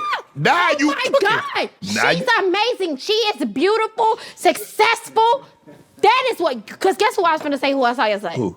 I had seen Megan Good with Jonathan. Yes. But I would have seen Megan Good. I had her on the show. She's awesome. Oh my God, but I was saying, okay. Regina Hall, that is where's her phone number? Do you understand how people like would feel like her? She's like auntie, she's beautiful. She's oh my God. Do you know what that would do? You and Regina Hall. Do you have her phone number? I don't. She's gorgeous. She's talented. She's smart. She's everything. She is. I met her one time. She's a grown woman. Grown. So that means you like her. No. You work with Neo also. What was it like working with Neo? He's dope. Like when I worked with Neo, I had like an edible and I was wilding out. Damn. No, I was wilding out. And Anita Baker. Yeah. I was wilding out so bad. And Anita Baker had DM'd me and said, "You are so gifted. I need for you to shut up."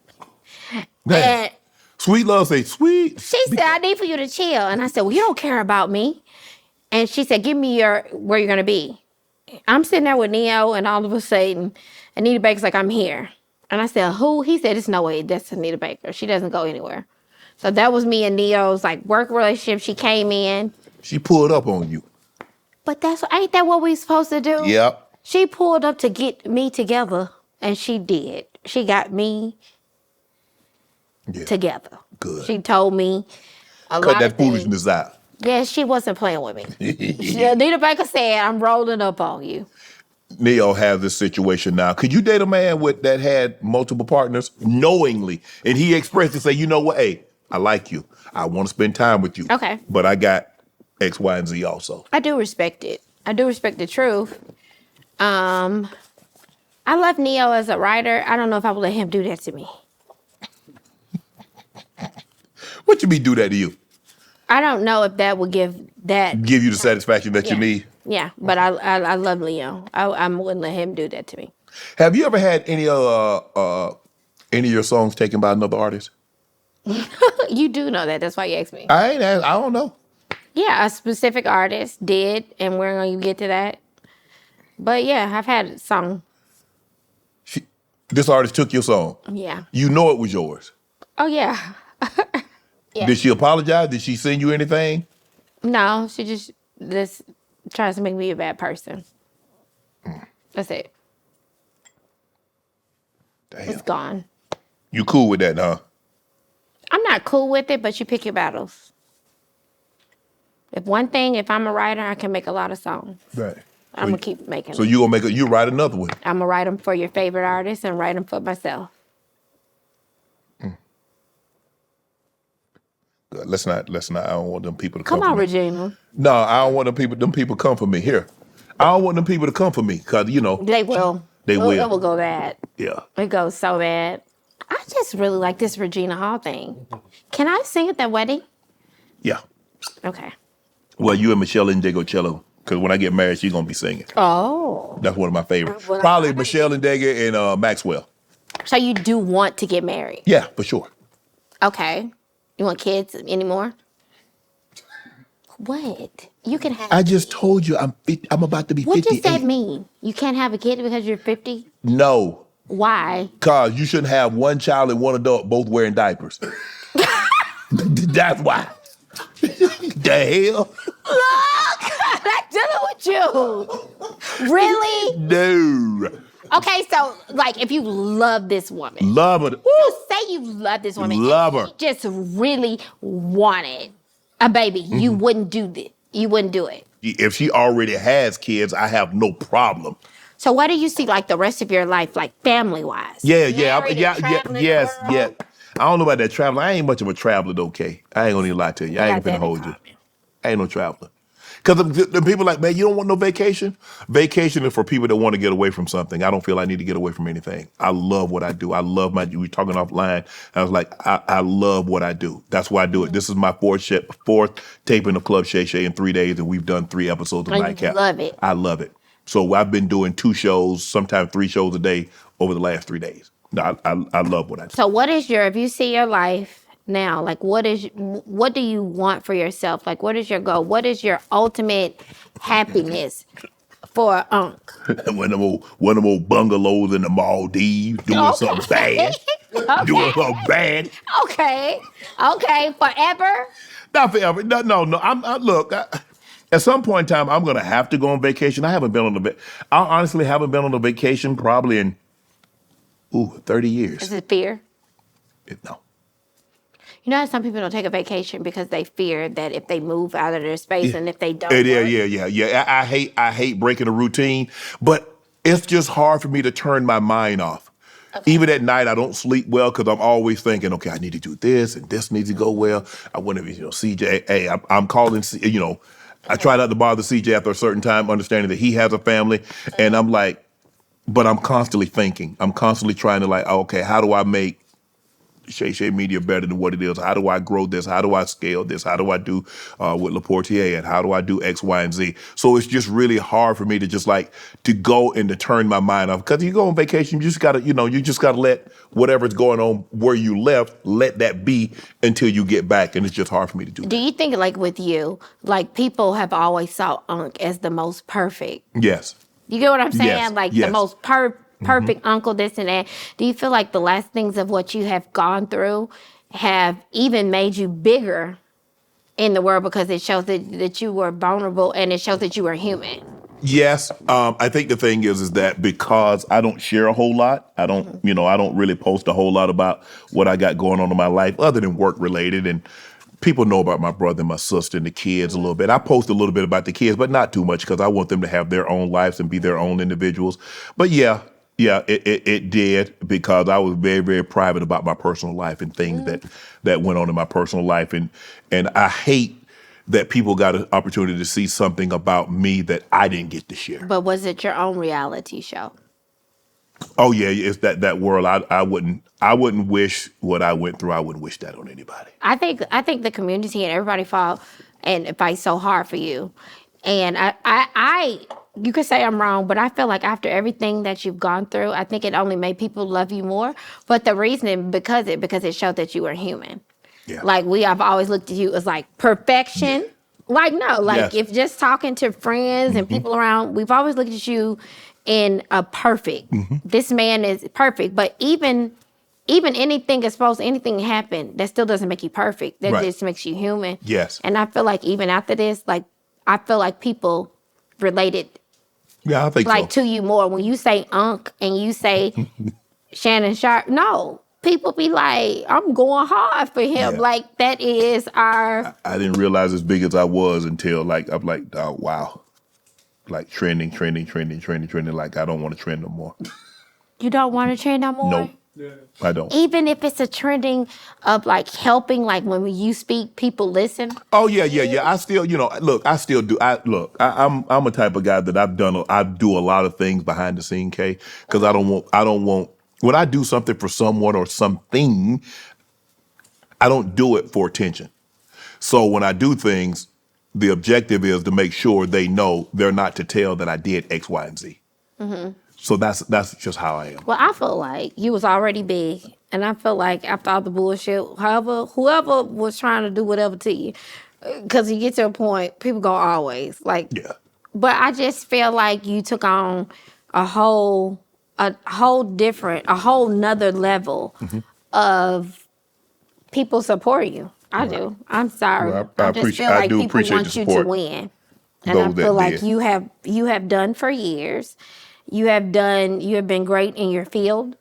Thank you. You have been great in your field, and then you did this, and you took podcasting and talking to people to a whole different level. People have been comfortable, and I feel like for years to come, I think it's a different comfortability because people know that you are human, and it is what it is. And I'm done. Thank you. Thank you, please. Beyonce. That's the truth, right? Yeah. Y'all don't feel like everybody really even took in him? Yeah, they did. I was embraced. Look, the thing is that I had to get away from the street community. I don't listen at what social media say. I just know when I went out in public and the people that talked to me and that still embraced me, it's like, hey, they were praying for me. Hey, keep your head up, things of that nature. But hey, if you try to listen to and follow social media, boy, it's gonna defeat you every time. Absolutely. Beyonce sent you flowers before they released the country album. Mm-hmm. What did that mean, Beyonce? Because, she was in the country space and she did it. I mean, her album, won the Grammy, I think, album of the year. Yeah. She had a couple of songs, the song of the year. But she's amazing. She's the cream of the crop. And but for her, it's like, you know what? Hey, congratulations, girl. I think that would stand up as, like, even as a woman, like, to be in country, like, this isn't anything new to me. It wasn't like Beyonce do this and I'm going to be country. That wasn't that. There's a group of us in Nashville, 20 of us in Nashville that fight down to a T every single day. Right. And for her to pay the respect and do all of that, I think Beyonce is a class act. And I honestly feel like I was shocked. I had a show that day. I didn't know. I knew that album was coming out months prior. Right. Because Nashville was buzzing. Right. And who gonna tell when Beyonce album coming out? That ain't for me. They ain't gonna beat me up. Right. And so it wasn't that. And I was walking on. They was like, oh, Beyonce looking for you. I said, who is Beyonce? Who you talking about? I'm talking about, somebody in Memphis named Beyonce. Who you talking about? And they was like, oh no, Beyonce, look, they're calling, like they've been trying to hit your page. Can you look in your page? And so you don't read DMs? No. Why not? I only read DMs to see if I still got it. Oh. I can put together a whole team in my DMs. So, probably all-star team. Yeah, because I know the guy was been trying to slide. Yeah, I like That's why I erased mine. You erased your DM? Yep, I did. Oh my God, so no one can do No, I erased it, the one I sent you. That's what I did, because you'll never have me caught up. See that. Now you have me caught up. You ain't finna call me caught up. I wish I had saw it. I didn't see it. No, don't worry about it. You won't see it now. Oh my God. Unseen it. No, but I thought it was great. I did. I thought that was real. She doesn't have to do any of that. And I just think, like, again, cultural leaders. Yeah. And saying, I see what you're doing. And yeah, I think that's respectful. Have you listened to Jack Harlow's new album? Which one asked me about that? Because you said, man, we let anybody in. I didn't say, you just said you let anybody. We let anybody come to the cookout. Now, come on, man. Can we do this? Can we just not, like, Blue Eyed Soul gets to make all of this money. We can't sing our own music, and then we're fighting to sing what is society calls other people's music when we did start country music too. We started all music. Every music, all the industry originated from us. So you get that? Yes, I so do. Imagine, so Jack Harlow has an album he's released called Monica. Mm-hmm. Does that mean my name? What is Monica? Oh, Lord, don't start me to lie. Did you think about that? I did. Monica. I try not to think too much. Is that what we're doing? Is this my name? I like his hat. I would like to know where the hat came from. I would like to wear the hat. But I also would like to know you can respect our music and love our music. And it's a thing, man. But to say I got blacker, you said you listened to something and got blacker. You got blacker? You can love music. I love black music even more. Right. But to say I got blacker, no, you will never get to be as black as us. You never get to be as black as me.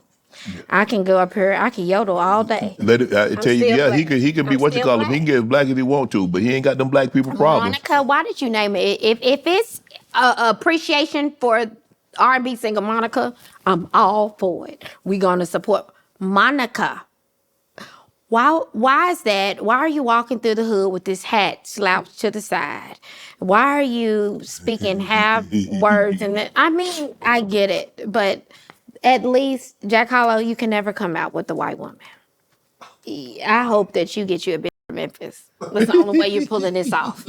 That's the only way you're about to pull this off, right? If you the only way you got to be with someone from Detroit. What did LeBron say? Milwaukee. So you got to go when LeBron don't want to sleep. That's the only way you can pull the album off. How hard was it for you to get in the country? Because you say you've always wanted to do country, but it's not a genre of music that a whole lot of blacks are partaking in. I mean, especially and has success. I mean, you look at Charlie Pride, you look at Darius Rucker. Yeah. I mean, there have been some blacks that have success. Obviously, Beyonce recently, but it's not a genre of music that blacks haven't typically embraced. Even though we started it, it's not a whole lot of. It's not a genre that there are a whole lot of us in. It's a genre that I've loved. Like the first tape I ever got was The Judds. It wasn't, people would expect or this and that. I watched Oprah. Yeah. And one day I saw The Judds. Right. And that's when I started wearing fire red hair and all of that. And country music, like I get down. Like a Friday night for me is a big thing. I get down. When I say love, like love it, it's not a thing. I've been saying it. That's never been new. Even before any R&B. Right. I tried to get a country music deal. Okay. And they told me I needed to sing R&B and move over. That I could never come into country music. You couldn't start from country, okay. So the music is amazing, the songwriting, and I've been in country music I've never played, even in R&B. I kept talking about country music. And my real fans say, that girl been singing country music at every show since she came out. I got a whole country music section. Wow. For years, over a decade. Yeah. AI. How did you feel about AI? Forget that. I got to fight with niggas. I don't ever fight with no robot. You get what I'm saying? Like, we don't fight with robots, too. Yeah. So imagine when you was out there doing football and they had a robot. Yeah. That was going to hand pass the ball and run it. Yeah, he's going to do my job. He going to do your job. Right. So imagine someone who is winning at AI and your name is in their bio and said it's a mix of K. Michelle, Keisha Cole, and Money Long. And this person comes to all your concerts. And this girl's story topics, how she sounds, the tone of everything, the prompt, it's your voice in pieces. And you ain't even had no say-so in your real life. Imagine how defeated that you feel that a robot for sure is coming to take something from you too. Like, God dang, I can't win for losing, man. You finna have this robot? Come on, I can't even beat this robot ass. Like, we really gonna do this. So I'm not with it. I was happy like people like Janae, Aka and Kalani, all these people come out to talk about this is so not right. So wrong. Y'all are really taking from the likeness of Y'all people. taking food and money off. Y'all taking food off my table, money out of my bank account. Yeah. So I had to say something. And then if you're not even paying attention, and then you get that abundance of messages saying, this robot sounds like K. Michelle. Mm-hmm. And then people go over there and look at your name in the bio, how would you feel? Yeah, you feel some type of way. Yeah. Would you do verses? Oh, I think I should do a versus. Who you gonna go up against? Probably the Muppet. But I mean, Who the she's supposed to Muppet? be so much. I will not. She supposed to be so much better than me. She as an elitist and black person, she's so refined. But she's the one with teeth knocked out, sleeping with married men. Not me. I don't know who you talking about. Not me. But I'm low level, low class because of your family. You don't want to tell me? Tell me in my ear.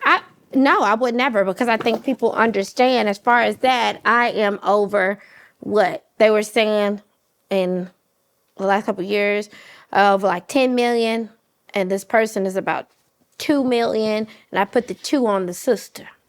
And you steadily attacking me. So I've been quiet on your attacks, so now get up there, do your verses, little lady. Go for a little Muppet. Let's rock. Thank you for joining us. Memphis song, K. Michelle. Come on, Regina. We in this wedding.